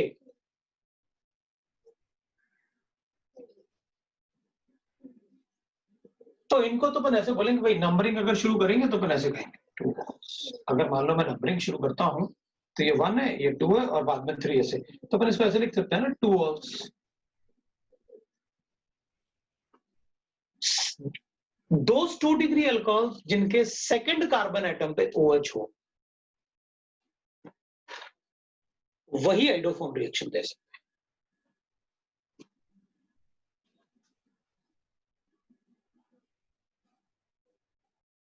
इससे अपन ये बना सकते हाइड्रोफॉर्म रिएक्शन। ओनली दोस 2 डिग्री अल्कोहल्स जिसके सेकंड कार्बन एटम पे OH हो।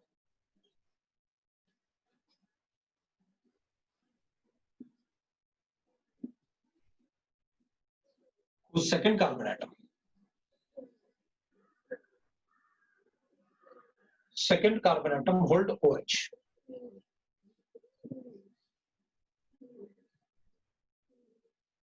as OH group, उसको अपन कहते हैं 2 होल।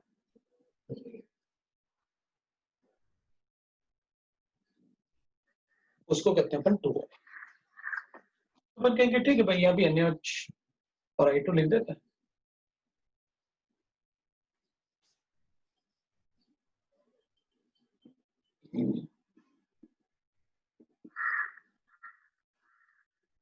ये हो गया 1 डिग्री अल्कोहल में तो सिर्फ इथेनॉल बता रहा था, 2 डिग्री अल्कोहल में it is only those 2 degree alcohol जिसमें सेकंड ग्रुप में सेकंड कार्बन एटम पे OH होगा, वही प्रोडक्ट बना सकते हैं बस। तो अपन कहेंगे ठीक है भाई, अल्कोहल्स में आपने बता दिया, अल्कोहल का ऑक्सीडेशन भी हो गया, ठीक है आपने तो कार्बोक्सिलिक एसिड बना दिया। आप NaOH भी ले सकते हो, KOH लोगे तो मैं RCO K लिख देता हूं, कोई प्रॉब्लम नहीं है। अब ना एक छोटा सा पार्ट और देखते हैं, दैट इज इसका एक मैकेनिज्म की बात। मैकेनिज्म में अपन कहेंगे भाई देखो मेरे पास ऐसे केबल है,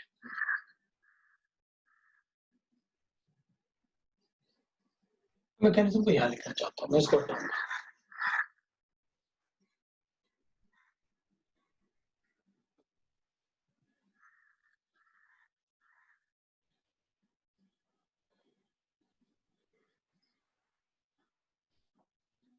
मैकेनिज्म ऑफ माइटोकॉन्ड्रिया।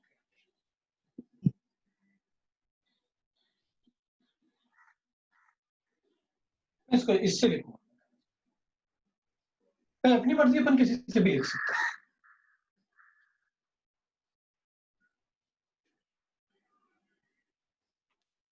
अपन इससे भी लिख सकते हैं, लिख लूंगा मैं इससे, बट मैं कुछ उसमें मुझे पूछना है। मेरे पास ये है, मैं अगर इसको बेस से रिएक्ट करूंगा ना, तो मैं ये वाला हाइड्रोजन भी निकाल सकता हूँ, मतलब ये वाला, या फिर यहां से भी हाइड्रोजन निकाल सकता हूँ। अगर मैं इस हाइड्रोजन को निकालूंगा बेस के साथ तो आई गेट दिस, और अगर मैं यहां से हाइड्रोजन निकालूंगा तो आई गेट लाइक दिस। इससे हाइड्रोजन निकालूंगा तो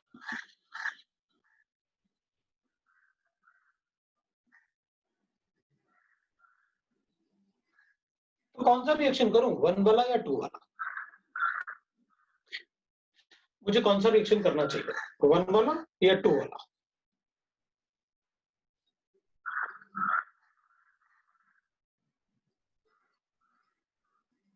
कौन सा रिएक्शन करूं, 1 वाला रिएक्शन करूं या 2 वाला रिएक्शन करूं? जो हाइड्रोजन ज्यादा एसिडिक होगा वही रिएक्शन करूंगा।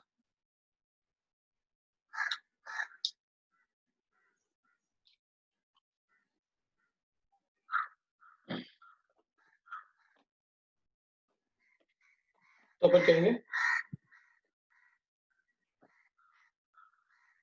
2 वाला, बिल्कुल। इसमें लोन पेयर कॉन्जुगेशन में, इसमें तो लोन पेयर ऐसे एटम के पास है, जो ऐसे एटम से अटैच है जिसके पास लोन पेयर है, और एडजेसेंट एटम में अगर लोन पेयर है नेगेटिव चार्ज में, तो वो हाईली अनस्टेबल होता है। मतलब दिस कार्बन से जो हाइड्रोजन अटैच्ड है, the carbon hydrogen attached to this carbon atom is more acidic than this carbon atom. ये ज्यादा एसिडिक है इससे, ठीक है भाई, we got the acidic strong। अब आप किसी से भी लिखो, हमें फर्क नहीं पड़ता, क्योंकि मुझे पता है आप कौन सा हाइड्रोजन निकालने वाले। बना देता हूँ इसको, क्योंकि अब इसमें चॉइस नहीं ना, आपको पता है किस हाइड्रोजन से निकालना है। पहले मैं इसको रिएक्ट करूंगा NaOH के साथ, मैंने बेस बनाया, बेस एसिड बेस रिएक्शन। इसका कॉन्जुगेशन होगा, कॉन्जुगेशन होगा तो अपन कहेंगे भाई ऑक्सीजन पे नेगेटिव चार्ज ज्यादा स्टेबल होता है, तो कॉन्जुगेशन लिखेंगे।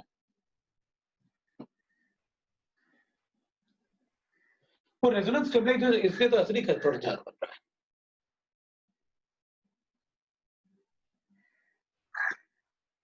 और एल्डिहाइड कीटोन्स,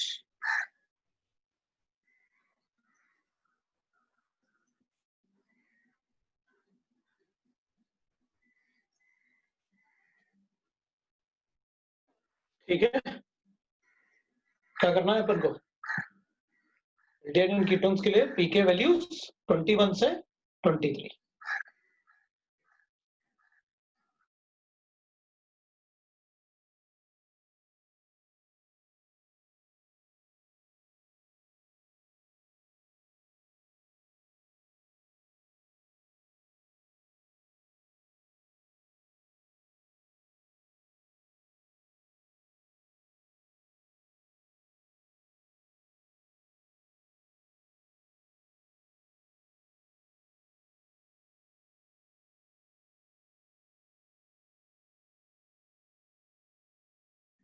एक आदित्य बोल रहे हैं और बोल रहे हैं, एक ही है, नहीं दो अलग अलग है, क्योंकि एक सरनेम इज डिफरेंट। ठीक है, अच्छी बात है, बढ़िया। तो बने ठीक है, बताओ। मैंने बता रखा है पीके, इसलिए मैंने आपसे पूछा, नहीं तो नहीं पूछता मैं। तो कौन ज्यादा एसिडिक है, कहेंगे इसका पीके ज्यादा है, तो इसका एसिडिक स्ट्रेंथ कम होना चाहिए। यही तो होता है।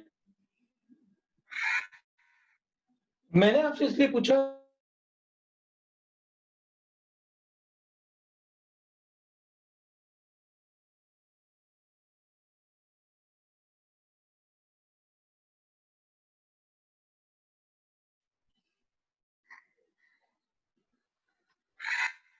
ये वाला कंपाउंड, चलो ठीक है, अपन को कोई फर्क नहीं पड़ता, बट मुझे तो ये वाला पार्ट आपको इंट्रोड्यूस करवाना था कि अपन एसिड बेस में क्या करेंगे, और सिंपल एल्काइंस अगर है और लेड कीटोन है तो अपन क्या करेंगे वो अपन को पता है।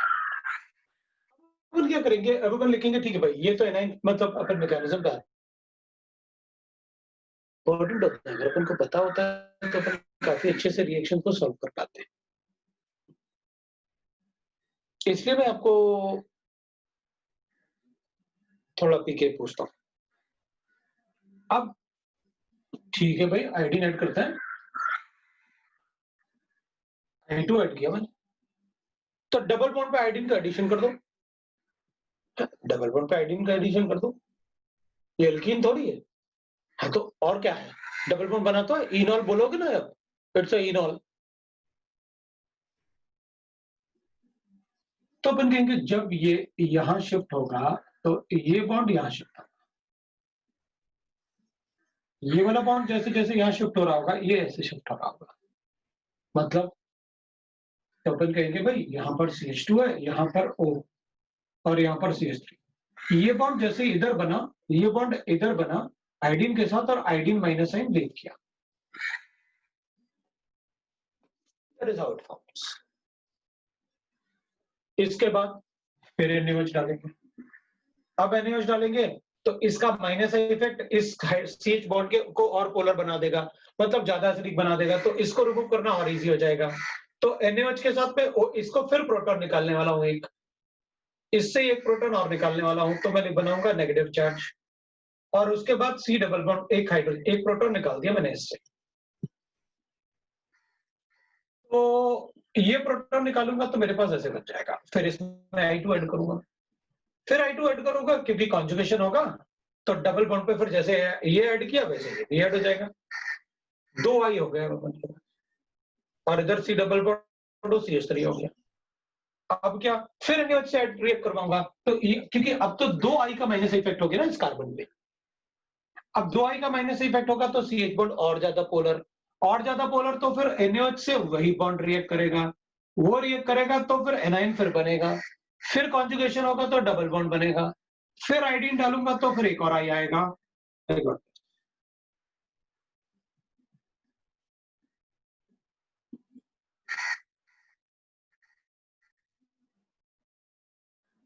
ये बना, अब अपन कहेंगे इस तरफ भी तो है CH3, इसमें भी अब शुरू कर लो रिएक्शन, तो अपन कहेंगे भाई अब देखो इसी कार्बन से ये CI3 ऐड हो गया, तो इस पे डेल्टा पॉजिटिव चार्ज बहुत ज्यादा होगा, अगर डेल्टा पॉजिटिव चार्ज बहुत ज्यादा होगा तो नेक्स्ट जो NaOH आप ऐड करोगे ना उसका OH नेगेटिव इस पे अटैक करेगा, इधर अपने का भाई एसिड बेस रिएक्शन, इधर addition of iodine on double bond, इधर बनने का फिर acid base reaction,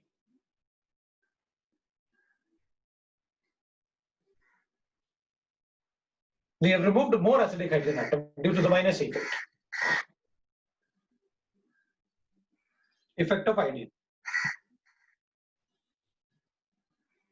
it is stable।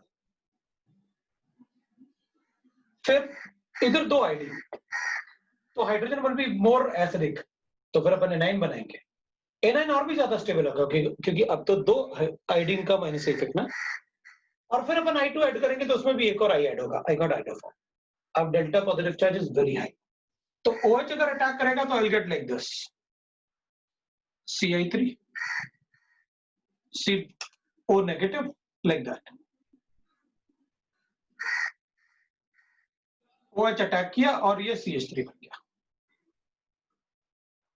अब क्या, तो अब अपन कहेंगे ये नेगेटिव चार्ज जब स्टेबलाइज होगा ना तो इन तीनों में से सबसे अच्छा लिविंग ग्रुप ये होगा, क्यों? क्योंकि ये लीव करेगा तो ये बनेगा, ये लीव कर नहीं सकता, ये तो बेस है, एसिड ही लीव करता है। ये लीव इसलिए करेगा क्योंकि जो कार्बन है ना, उस पे अगर नेगेटिव चार्ज होगा और 3 आयोडीन होंगे, तो आयोडीन के पास एम्प्टी डी ऑर्बिटल होता है, p पाई d pi bonding, back bonding, तो ये रेजोनेंस स्टेबलाइज जैसे हो जाएगा। क्लोरीन होता तो 2p 3p ओवरलैपिंग बोल देता, ब्रोमीन होते तो 2p 4p ओवरलैपिंग बोल देते, आयोडीन है तो 2p 5p ओवरलैपिंग बोल दूंगा, लेकिन यहाँ ओवरलैपिंग होगी और नहीं कंसिडर करेंगे तो फिर कहेंगे इसमें माइनस इफेक्ट तो है ही, और बहुत ज्यादा माइनस इफेक्ट होगा तो नेगेटिव चार्ज का स्टेबिलिटी बढ़ेगा।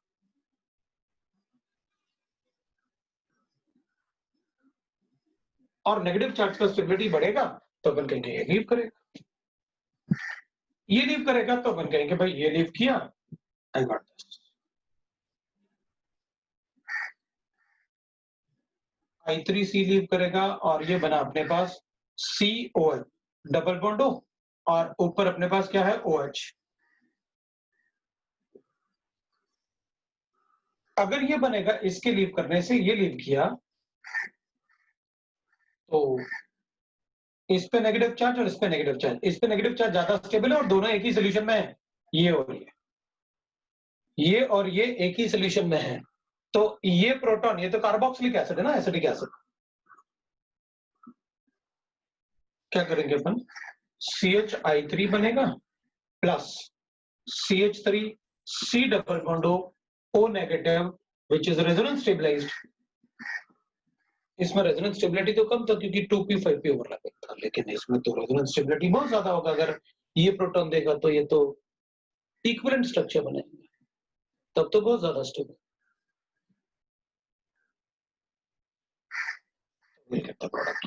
5p तो अपन ने यही तो बनाया, अपन को तो पहले से पता था ये बनाना है, आपने इससे बना दिया हाइड्रोफॉर्म और इससे बना दिया कार्बोक्सिलिक एसिड, यही तो किया, बट बनाया कैसे, पहले NaOH से एसिड बेस रिएक्शन किया, एनाइन बना तो कॉन्जुगेटेड स्टेबिलिटी, ऑक्सीजन पे ज्यादा स्टेबल है, कार्बन पे कम स्टेबल है, जब वो कार्बन की तरफ आता है तो अनस्टेबल होता है, रिएक्टिव ज्यादा होता है, उसी टाइम अपन ने आयोडीन से रिएक्ट करवाया, एक आई ऐड हुआ तो ये NaI रिमूव हो गया क्योंकि OH से जब वहां से प्रोटॉन निकाला होगा तो वाटर बना होगा, बचा Na तो अपन ने NaI हटा दिया, ये बना तो मैंने कहा इन दोनों में से ज्यादा एसिडिक हाइड्रोजन कौन सा होगा, तो मैंने कहा यहाँ माइनस इफेक्ट भी है तो हाइड्रोजन ज्यादा पोलर होगा, ज्यादा पोलर होगा तो ज्यादा एसिडिक होगा, तो फिर रिमूव करो एनाइन बनाओ और फिर आयोडीन ऐड करो,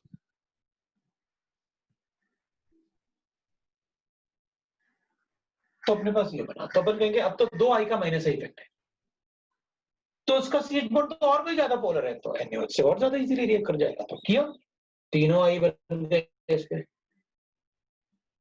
अब क्या, तो अब अपन कहेंगे भाई इस पर क्योंकि वो इसका विड्राइंग ग्रुप हो गया ना 3 आई, मतलब ये विड्राइंग ग्रुप बहुत ज्यादा विड्राइंग हो गया, विड्राइंग हो गया तो डेल्टा पॉजिटिव चार्ज बढ़ गया, डेल्टा पॉजिटिव चार्ज बहुत बढ़ गया तो OH नेगेटिव कार्बन पे अटैक किया, अब पाई बॉन्ड ब्रेक करना पड़ा ना क्योंकि उसे, ये बना अपने पास, अब नेगेटिव चार्ज बना तो ये तो OH तो यहाँ अटैक कर लिया, नेगेटिव चार्ज बना ये ONA बन गया, अब ONA का कोई बॉन्ड थोड़ी होता है, तो आयनिक स्ट्रक्चर होता है, आयनिक बॉन्ड होता है, तो नेगेटिव चार्ज स्टेबलाइज जरूर होगा because neutral molecules are always more stable, तो अपन कहेंगे ये डबल बॉन्ड आएगा, तो इन तीनों में से अच्छा लीविंग ग्रुप यही था, लीव करवाया अपन ने। अब अगर ये दोनों एक साथ सॉल्यूशन में होंगे तो यहाँ पर ये तो बेस जैसे होगा ना, क्योंकि नेगेटिव चार्ज है तो it will be a nucleophile और बेस, तो बनने का ये तो प्रोटॉन इससे लेगा, क्यों, क्योंकि इस पे नेगेटिव चार्ज की स्टेबिलिटी बहुत ज्यादा है उसके कंपैरिजन, प्रोडक्ट बना दिया, जैसे प्रोडक्ट या हाइड्रोफॉर्म बन गया। अब ठीक है भाई, तो इतना बड़ा ऐसे कुछ मैकेनिज्म आपने बनाया, अपन को पता था कि जिस तरफ CH3 होता है उससे एक हाइड्रोजन हटाओ आयोडीन ऐड करो, हाइड्रोजन हटाओ आयोडीन ऐड करो, हाइड्रोजन हटाओ आयोडीन ऐड करो, फिर 3 आयोडीन आ गए तो फिर OH कार्बोनाइल ग्रुप पे अटैक करेगा, कार्बोनाइल ग्रुप पे अटैक करेगा तो वो CH3 लीव करेगा और अपने पास कार्बोक्सिलिक एसिड आ गया, हो गया।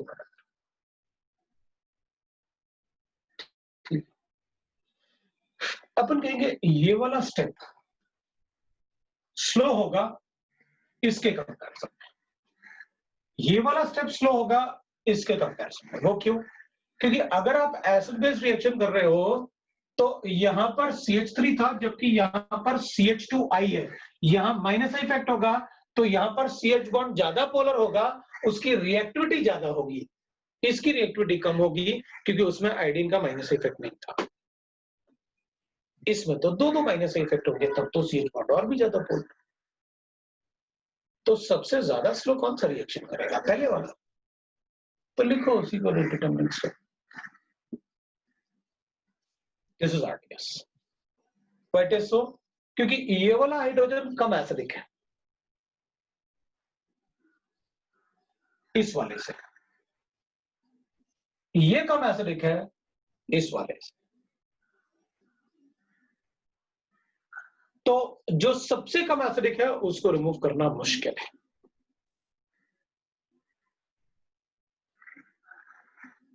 वही अपना प्रोडक्ट बनाना आपको आता है, मुझे बस ये चाहिए। कभी कभी ऐसे भी गिवन हो सकता है, ये हाइड्रोफॉर्म रिएक्शन देगा क्या? तो अपन कहेंगे ये हाइड्रोफॉर्म रिएक्शन देगा ना, ये तो वन ऑफ द इंटरमीडिएट था हाइड्रोफॉर्म रिएक्शन।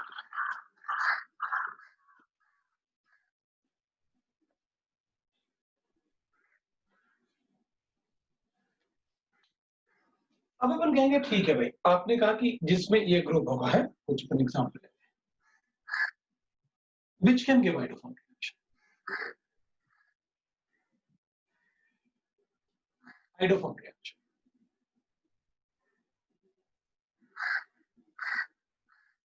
देखते हैं।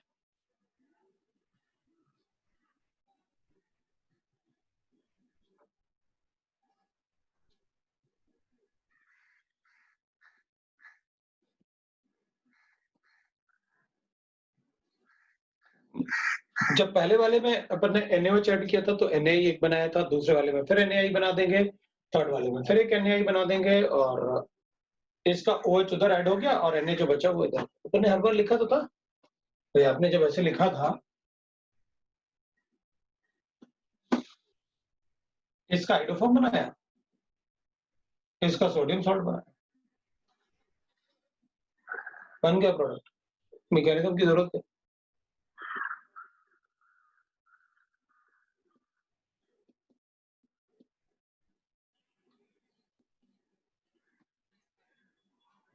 मैकेनिज्म की जरूरत इसलिए थी, मुझे आपको रेट डिटरमिनिंग से बताना और आपको एक आइडिया होना था कि भाई अच्छा ठीक है, मुझे ये पता है कि आइडोफॉर्म रिएक्शन में एसिड बेस रिएक्शन होते हैं और very first step is the rate determining step, वो मुझे पता है। बाकी तो अपन को पता था क्या। अपन कहेंगे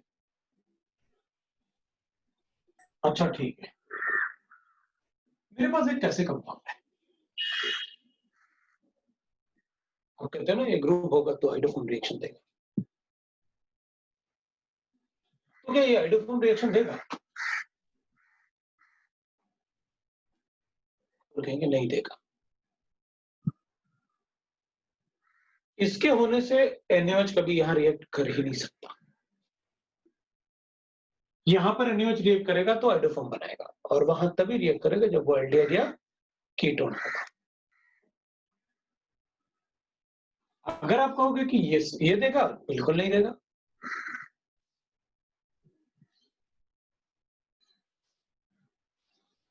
क्या ये हाइड्रोफॉर्म रिएक्शन देगा?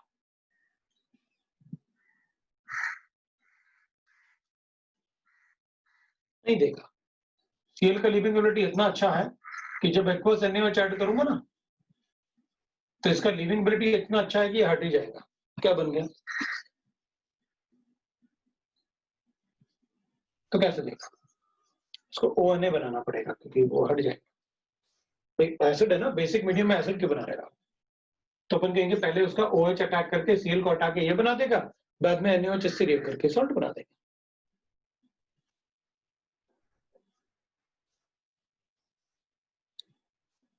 फर्स्ट वाले में तो ये होगा, इसमें कैसे बन सकता है? एसिड बेस रिएक्शन है।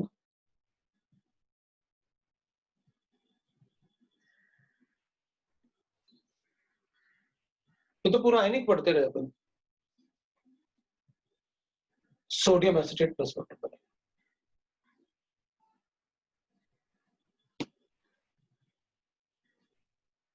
अपन कहेंगे अगर मेरे पास ऐसे गिवन है तो ये हाइड्रोफॉर्म देगा क्या? नहीं, NaOH में ये रिएक्शन नहीं देगा क्योंकि ये तो हाइड्रोलिसिस कर लेगा। एस्टर है ना, एस्टर को एक्वस बेस या एक्वस एसिड में डालो तो एसिड और अल्कोहल बनता है, ये दोनों बनेंगे, हाइड्रोफॉर्म रिएक्शन नहीं देता।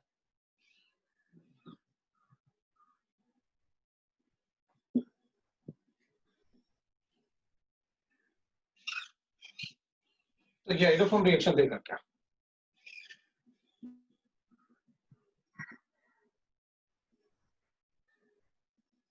अपन कहेंगे ये भी नहीं देगा। व्हाइट एसो NaOH में तो ये हाइड्रोलाइज हो जाएगा।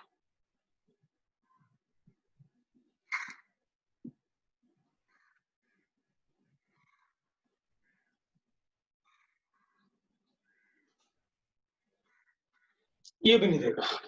अच्छा, तो मैं ऐसे कुछ बोल सकता हूँ कि जो कार्बोनाइल ग्रुप से ऐसा एटम हटा जो जिसके पास लोन पेयर हो तो हाइड्रोफॉर्म रिएक्शन नहीं देगा। तो अपन कहेंगे देखो भाई बोलो, हमें कोई फर्क नहीं पड़ता, लेकिन एक बार चेक कर लेना बस, हमें कोई फर्क नहीं पड़ेगा, बोलो आप। तो अगर मैं ऐसे लिख दूं तो ये हाइड्रोफॉर्म देगा क्या? तो अपन कहेंगे देगा, क्यों नहीं देगा, बिल्कुल देगा। क्योंकि आप पहले I2NaOH के साथ एक ही तरफ तो बनाओगे I3, तो अपन ऐसे बना लेंगे। भाई आप इससे जो alpha hydrogen carbon atom attached है उससे I3 तो बनाओगे ऐसे। भाई इधर मान लो ऐसे बन गया एक हाइड्रोजन, ये तो सिमेट्रिकल दे रखा है आपने, किसी एक तरफ मैंने बना दिया I, चलो बन गया।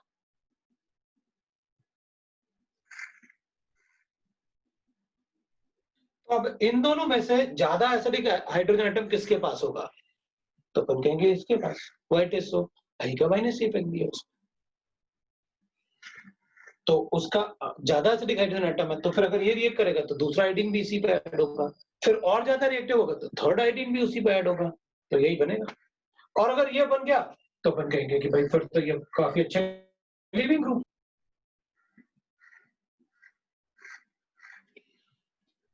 बाकी क्या बना, मुझे तो येलो पीपीटी दिख रहा है कि बनने वाला है, मैं तो बना दूंगा।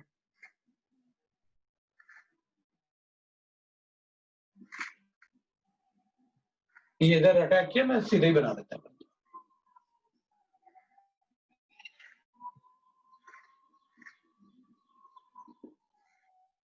इसको इससे ये प्रोटॉन ले लेते हैं, ये प्रोटॉन लेगा तो हाइड्रोफॉर्म बन गया, मतलब रिएक्शन देगा हाइड्रोफॉर्म।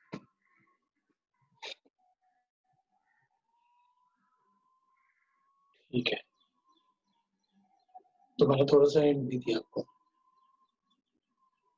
अपन एक क्वेश्चन और पूछते हैं कि कौन से कंपाउंड हाइड्रोफॉर्म रिएक्शन दे सकते हैं, which of the following can give हाइड्रोफॉर्म reaction?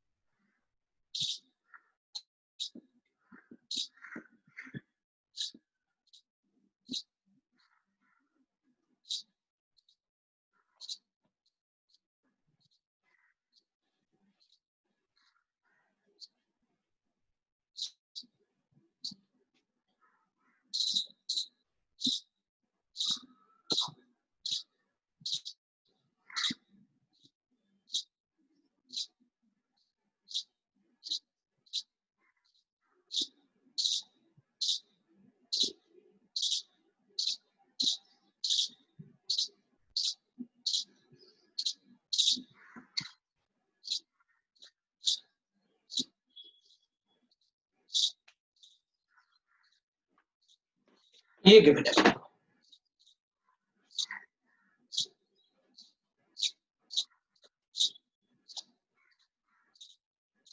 तो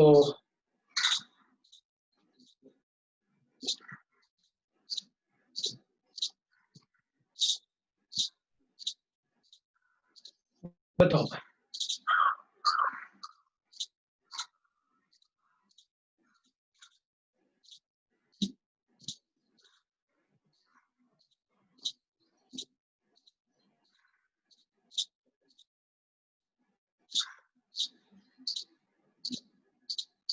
बोलो किसके पिछले वाले की बात करनी।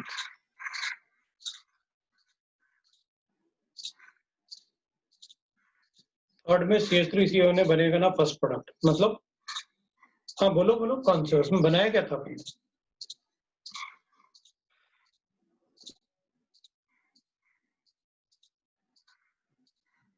क्या बनाया था बनने?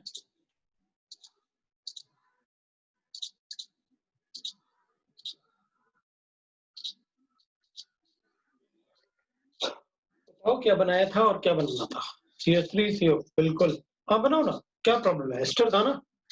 तो CH3COH प्लस एल्कोहल बनता है, और बेसिक मीडियम में अपन कभी एसिड नहीं बनाएंगे, तो CH3COH को CH3CO लिख देना। मीडियम अगर बेसिक है तो एसिड प्रोडक्ट नहीं लिख सकते, सॉल्ट जैसे लिखना होगा। एसिड प्रोडक्ट के लिए मीडियम भी एसिडिक होगा। वो तो अंडरस्टूड है, कॉमन सेंस है अपन के लिए, हमेशा ही कॉमन सेंस रहेगा। अगर आपका सोल्यूशन बेसिक मीडियम में है तो how can you write a acid as a product, salt ही लिखना पड़ेगा। इसलिए तो अपन हाइड्रोफॉर्म रिएक्शन में सॉल्ट लिख रहे हैं, क्योंकि आप NaOH ले रहे हैं। तो ये कंपाउंड है, इनमें से कौन देगा कौन नहीं देगा ये बताना है।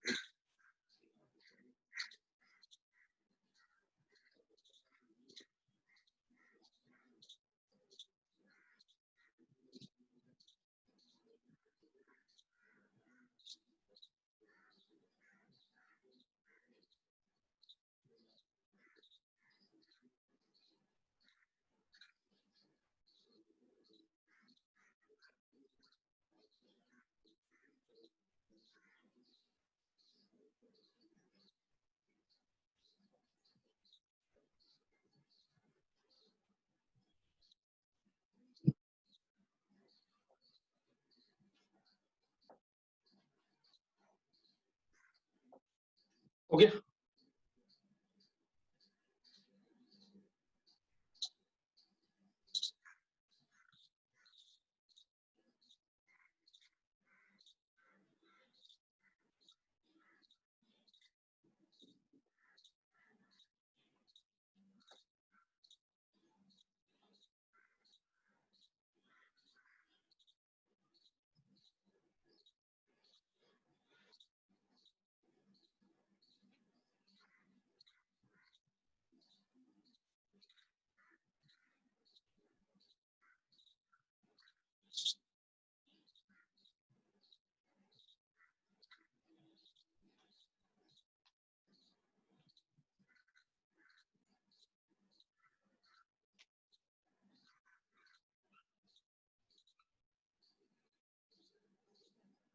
कितना आंसर आया?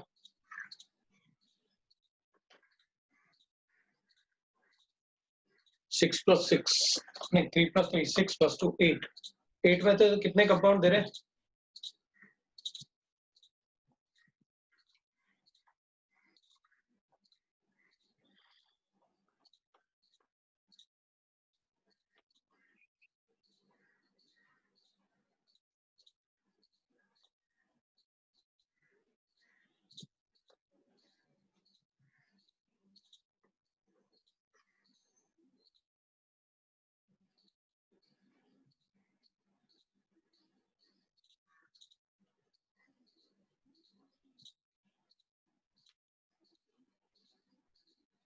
ये वाला तो देगा,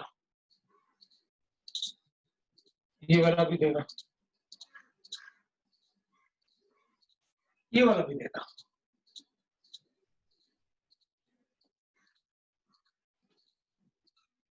ये वाला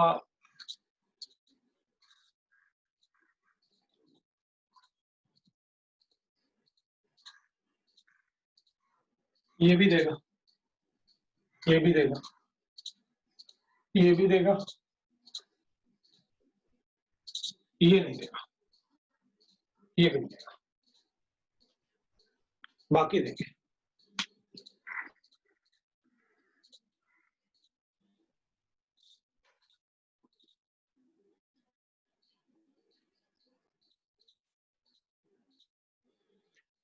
पता क्या होगा, अपन क्या लिखते हैं, ए और बी में बताने की जरूरत नहीं है आपको, आप सी से शुरू करो।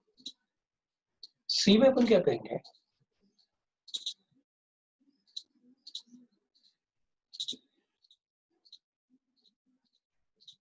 दिस इज व्हाट,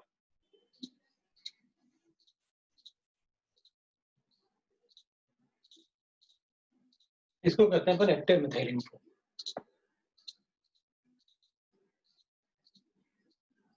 तो ये हाइड्रोजन ज्यादा एसिडिक होते हैं, क्योंकि यहाँ पर एनाइन बनेगा तो दोनों तरफ कॉन्जुगेशन होगा ना।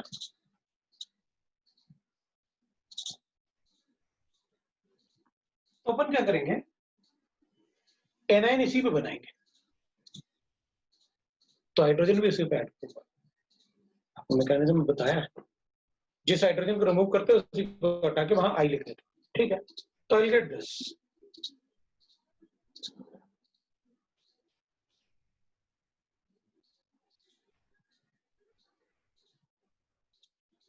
दो बार रिएक्शन किया अपन ने। अब अपन कहेंगे अब क्या, आगे बताओ।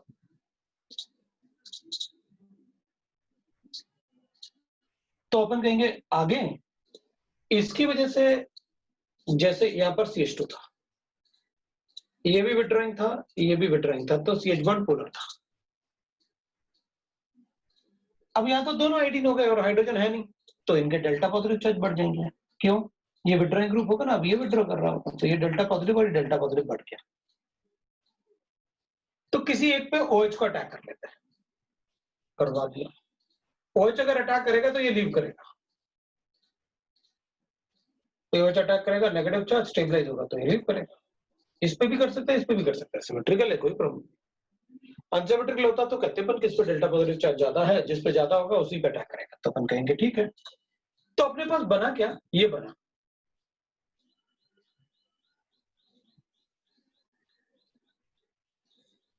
ये बना ना अपने पास। तो ये तो वन ऑफ द इंटरमीडिएट है हाइड्रोफॉर्म रिएक्शन का, ये तो बनता है हाइड्रोफॉर्म मैकेनिज्म में, आपने बताया था अभी थोड़ी देर पहले। ये तो थर्ड स्टेप है, जब आप थर्ड हाइड्रोजन एटम निकाल रहे थे, तो दो आयोडीन का माइनस से effect it will be stable. अगर ये बना, क्योंकि इसके साथ साथ ये भी बनेगा कार्बोक्सिलिक एसिड, ये बना, लेकिन अगर सोल्यूशन में ये बना तो ये कंपाउंड हाइड्रोफॉर्म देता है, रिएक्शन होगा। क्यों, क्योंकि इसमें कॉन्जुगेशन करके मैं डबल बॉन्ड बनाऊंगा, फिर एक आयोडीन और ऐड कर दूंगा उसमें डबल बॉन्ड पे, तो CI3 बन जाएगा ये, और CI3 बनेगा तो हाइड्रोफॉर्म रिएक्शन देगा।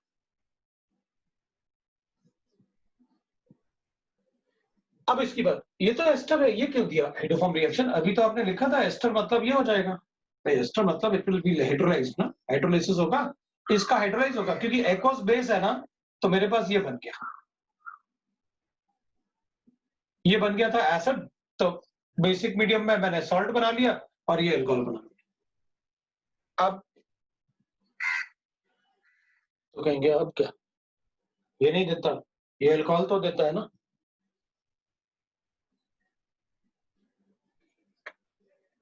अच्छा, इसका मतलब है कंपाउंड के जो प्रोडक्ट बनेंगे, जो रिएक्शन एक्वस NaOH से रिएक्ट देके अगर वो कंपाउंड बनाते हैं, जैसे इथेनॉल, क्योंकि एस्टर होगा तो अल्कोहल बनेगा, और अल्कोहल अगर वो इथेनॉल है तो 1 डिग्री अल्कोहल में इथेनॉल ही तो देता है हाइड्रोफॉर्म रिएक्शन, और एक्वस NaOH में तो ये हाइड्रोलाइज, ये तो हाइड्रोलाइज होगा ही होगा।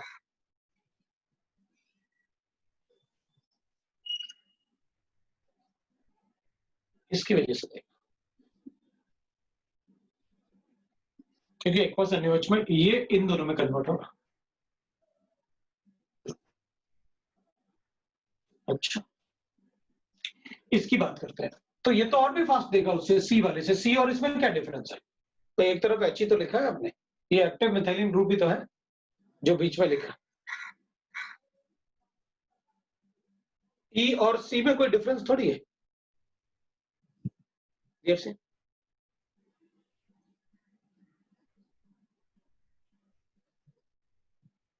ये हाइड्रोलिसिस ऑफ एस्टर है, और आपको पता है हाइड्रोलिसिस क्या होता है एस्टर का। इसको हाइड्रोलाइज किया मैंने तो इधर एसिड बन गया, ये अल्कोहल बन गया। हाइड्रोलिसिस मतलब वाटर का एडिशन। तो इथेनॉल बनेगा, तो इथेनॉल तो देता है ना रिएक्शन। इथेनॉल तो अभी पढ़ा है ना डिस्टिंक्शन ऑफ अल्कोहल में, कि इथेनॉल रिएक्शन देगा। In 1 degree alcohol only ethanol give iodoform test. तो हमने हाइड्रोफॉर्म रिएक्शन किस मीडियम में करना है? एक्वस बेस में। और एक्वस बेस होगा तो डेरिवेटिव ऑफ कार्बोक्सिलिक एसिड तो हाइड्रोलाइज्ड होते हैं।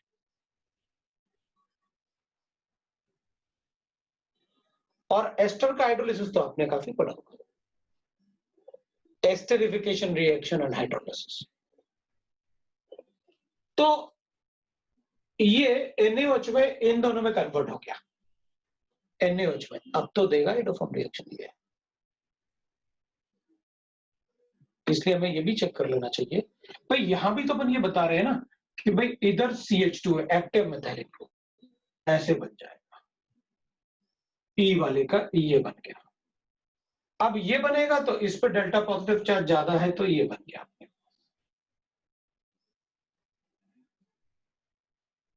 अब इधर वाले पार्ट को तो अपन छोड़ देंगे भाई, छोड़ो, लेकिन इधर वाला पार्ट तो, ये जो पार्ट बचेगा ना, ये तो हाइड्रोफॉर्म रिएक्शन देगा ना। तो हाँ, पूरा कंपाउंड हाइड्रोफॉर्म रिएक्शन देगा फिर, क्योंकि आपने तो एक्वस NaOH और I2 ऐड करके पूछ लेना है भाई, बताओ ये हाइड्रोफॉर्म रिएक्शन देगा कि नहीं देगा। तो F वाला तो अपन कहेंगे, ये आपने अल्कोहल बताया तो मतलब हाँ अल्कोहल का कुछ बन रहा होगा, तो अपन कहेंगे देखो ये लिखा है एस्टर। अब एस्टर का हाइड्रोलिसिस करोगे आप, तो इसमें आपने ऐसे लिखा, और इसका हाइड्रोलिसिस करोगे तो एक तरफ H ऐड कर देता है, दूसरी तरफ OH ऐड कर लेता है। तो क्या बना मेरे पास? ये कार्बोक्सिलिक एसिड, और ये बना मेरे पास अल्कोहल।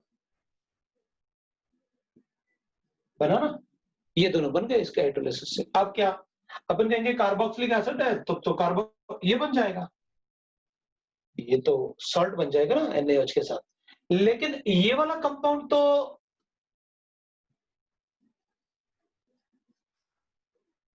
टू अल्कोहल है ना, और आपने लिखा था clearly only those alcohol will give hydroform reaction which are 2 on, जिनमें सेकंड कार्बन एटम पे OH ग्रुप होता है, तो वो हाइड्रोफॉर्म रिएक्शन देंगे। ये देखो,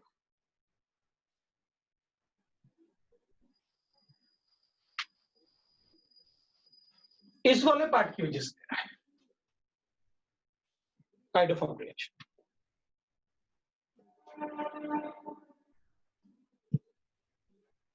ये वाला पार्ट हाइड्रोलाइज्ड होगा तो ये बनेगा, ये एनाइड्राइड है, और एनाइड्राइड का हाइड्रोलिसिस होगा तो अपन कहेंगे ऐसे, एक कार्बोक्सिलिक एसिड, दूसरी तरफ भी कार्बोक्सिलिक एसिड, और बेसिक मीडियम में ये भी Na है, ये भी Na है। ना तो ये देता है और ना ही ये देता है, दोनों में से कोई भी हाइड्रोफॉर्म रिएक्शन नहीं देता।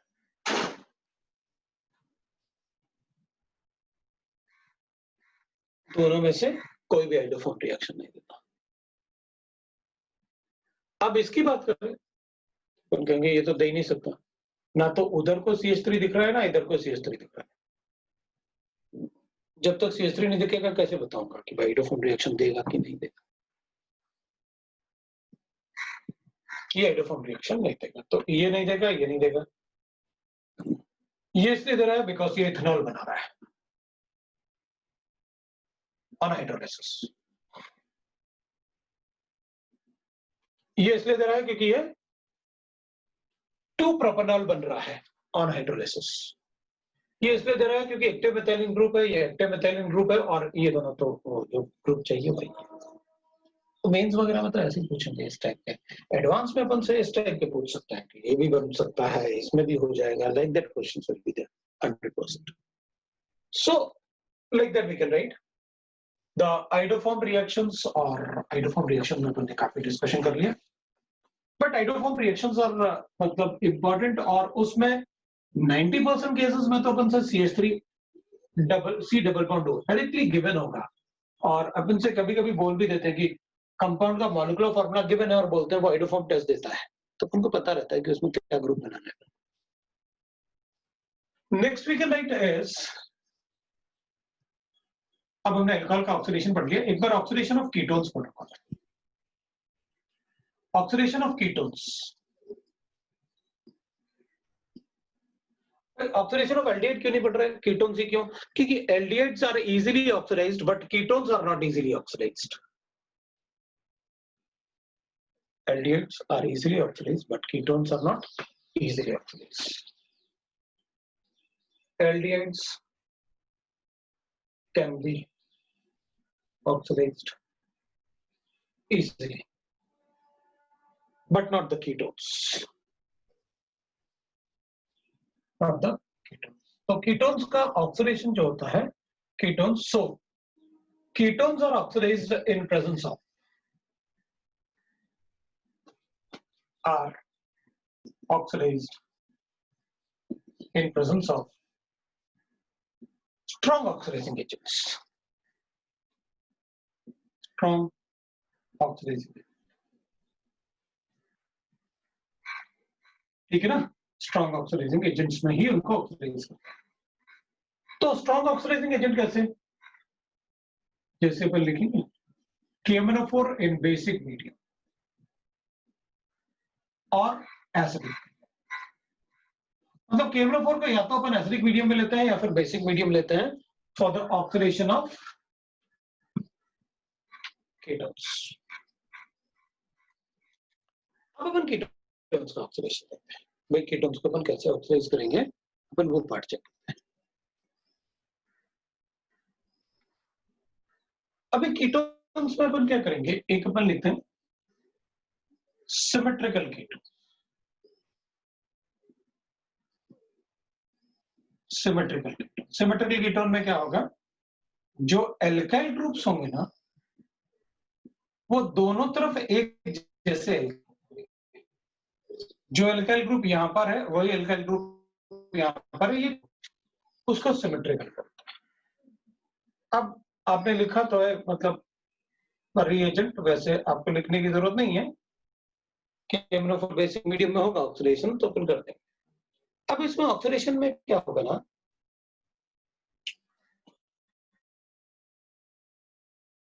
कि ऑक्सीडाइज्ड विद कार्बोनाइल ग्रुप,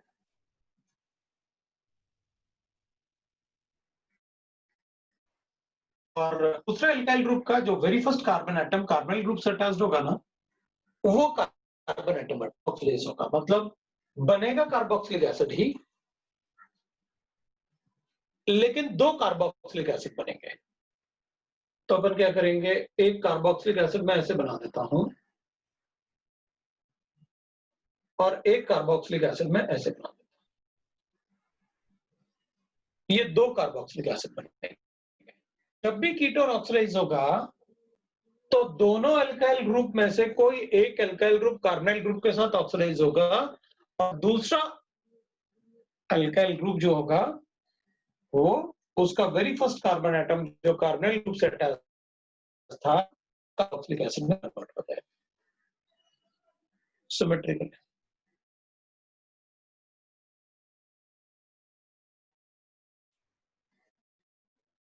वैसे ऑक्सीडेशन में होता क्या है ना, देखो वैसे इसका मैकेनिज्म नहीं चाहिए अपन को, अपन तो बस वैसे ही थोड़ा सा अपन एक आइडिया लेते हैं कि क्या होता एटम होते हैं ना कीटोन से, उनके हाइड्रोजन इजीली इनोलाइज्ड हो जाते हैं।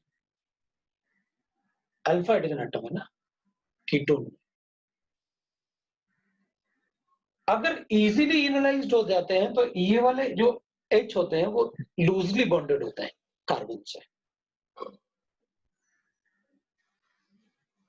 और इनलाइज्ड होने के लिए अपन को एक और बात पता है कि अगर मेरे पास ऐसे गिवन है और अपन से पूछा जाए कौन से नंबर के कार्बन एटम के हाइड्रोजन मोर इजीली इनलाइज्ड होंगे, ये वाले कार्बन एटम 1 वाले कार्बन एटम के हाइड्रोजन या 2 वाले कार्बन एटम के हाइड्रोजन, कौन से हाइड्रोजन एटम इजीली इनलाइज्ड हो जाएंगे? तो अपन क्या बोलेंगे, कौन से हाइड्रोजन हो जाएंगे इजीली इनलाइज्ड?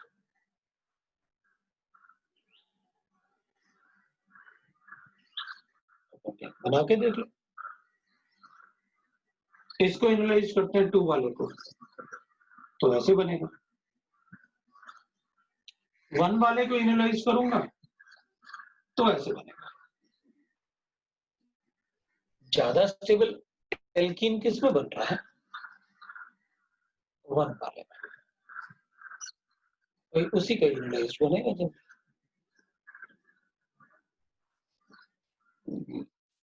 तो इसका मतलब ये हुआ इसके CH बॉन्ड ज्यादा वीक है इसके CH बॉन्ड। तो होता क्या है ना, ये बॉन्ड वीक होने की वजह से ये इनलाइज्ड होंगे। तो जब ये इनलाइज्ड होते हैं तो ये OH में कन्वर्ट होते हैं, इनोल्स में, इधर भी OH इधर भी OH, और ये बॉन्ड भी ब्रेक करके OH। तो मेरे पास क्या बना, एक ये OH कार्बोक्सिलिक एसिड, देखो ऊपर वाला, और ये नीचे वाला जो था ना, नीचे वाले में एक ही कार्बन एटम से आपने 3 OH अटैच कर रखे हैं, मतलब CH3 है, C ऊपर OH, नीचे OH और इधर भी OH। अगर एक ही कार्बन एटम पे आप तो कहते हो वाटर हटा दो, इसमें तो 3 है, वाटर तो हटाना ही पड़ेगा। अगर मेरे पास वाटर हटा होगा तो क्या बचा, COH, COOH बचा, तो मैंने लिखा। बट वो मैकेनिज्म अपने सिलेबस में नहीं है, लेकिन मुझे पता तो है ना कि आप कैसे क्या करते हैं, हाइड्रोजन हटाते हैं। आपने क्या किया होगा, इसके हाइड्रोजन को, क्योंकि आपने कहा ना सिमेट्रिकल है, किसी को भी ले लो आप, उसको भी लिख सकते थे आप, CH3 COH और इससे कार्बोक्सिलिक, एक 3 कार्बन वाला कार्बोक्सिलिक एसिड, एक 2 कार्बन एटम वाला कार्बोक्सिलिक एसिड। तो मैंने आपको ऐसे बता दिया कि ये 3 कार्बन एटम वाला, ये 2 कार्बन एटम वाला, तो लिखा है। मतलब आपने यहाँ पर क्या किया होगा, इस स्टार वाले कार्बन के OH बना दिए होंगे, बॉन्ड को ब्रेक करके प्रोडक्ट बना दिया। अब अपन अनसिमेट्रिकल की बात,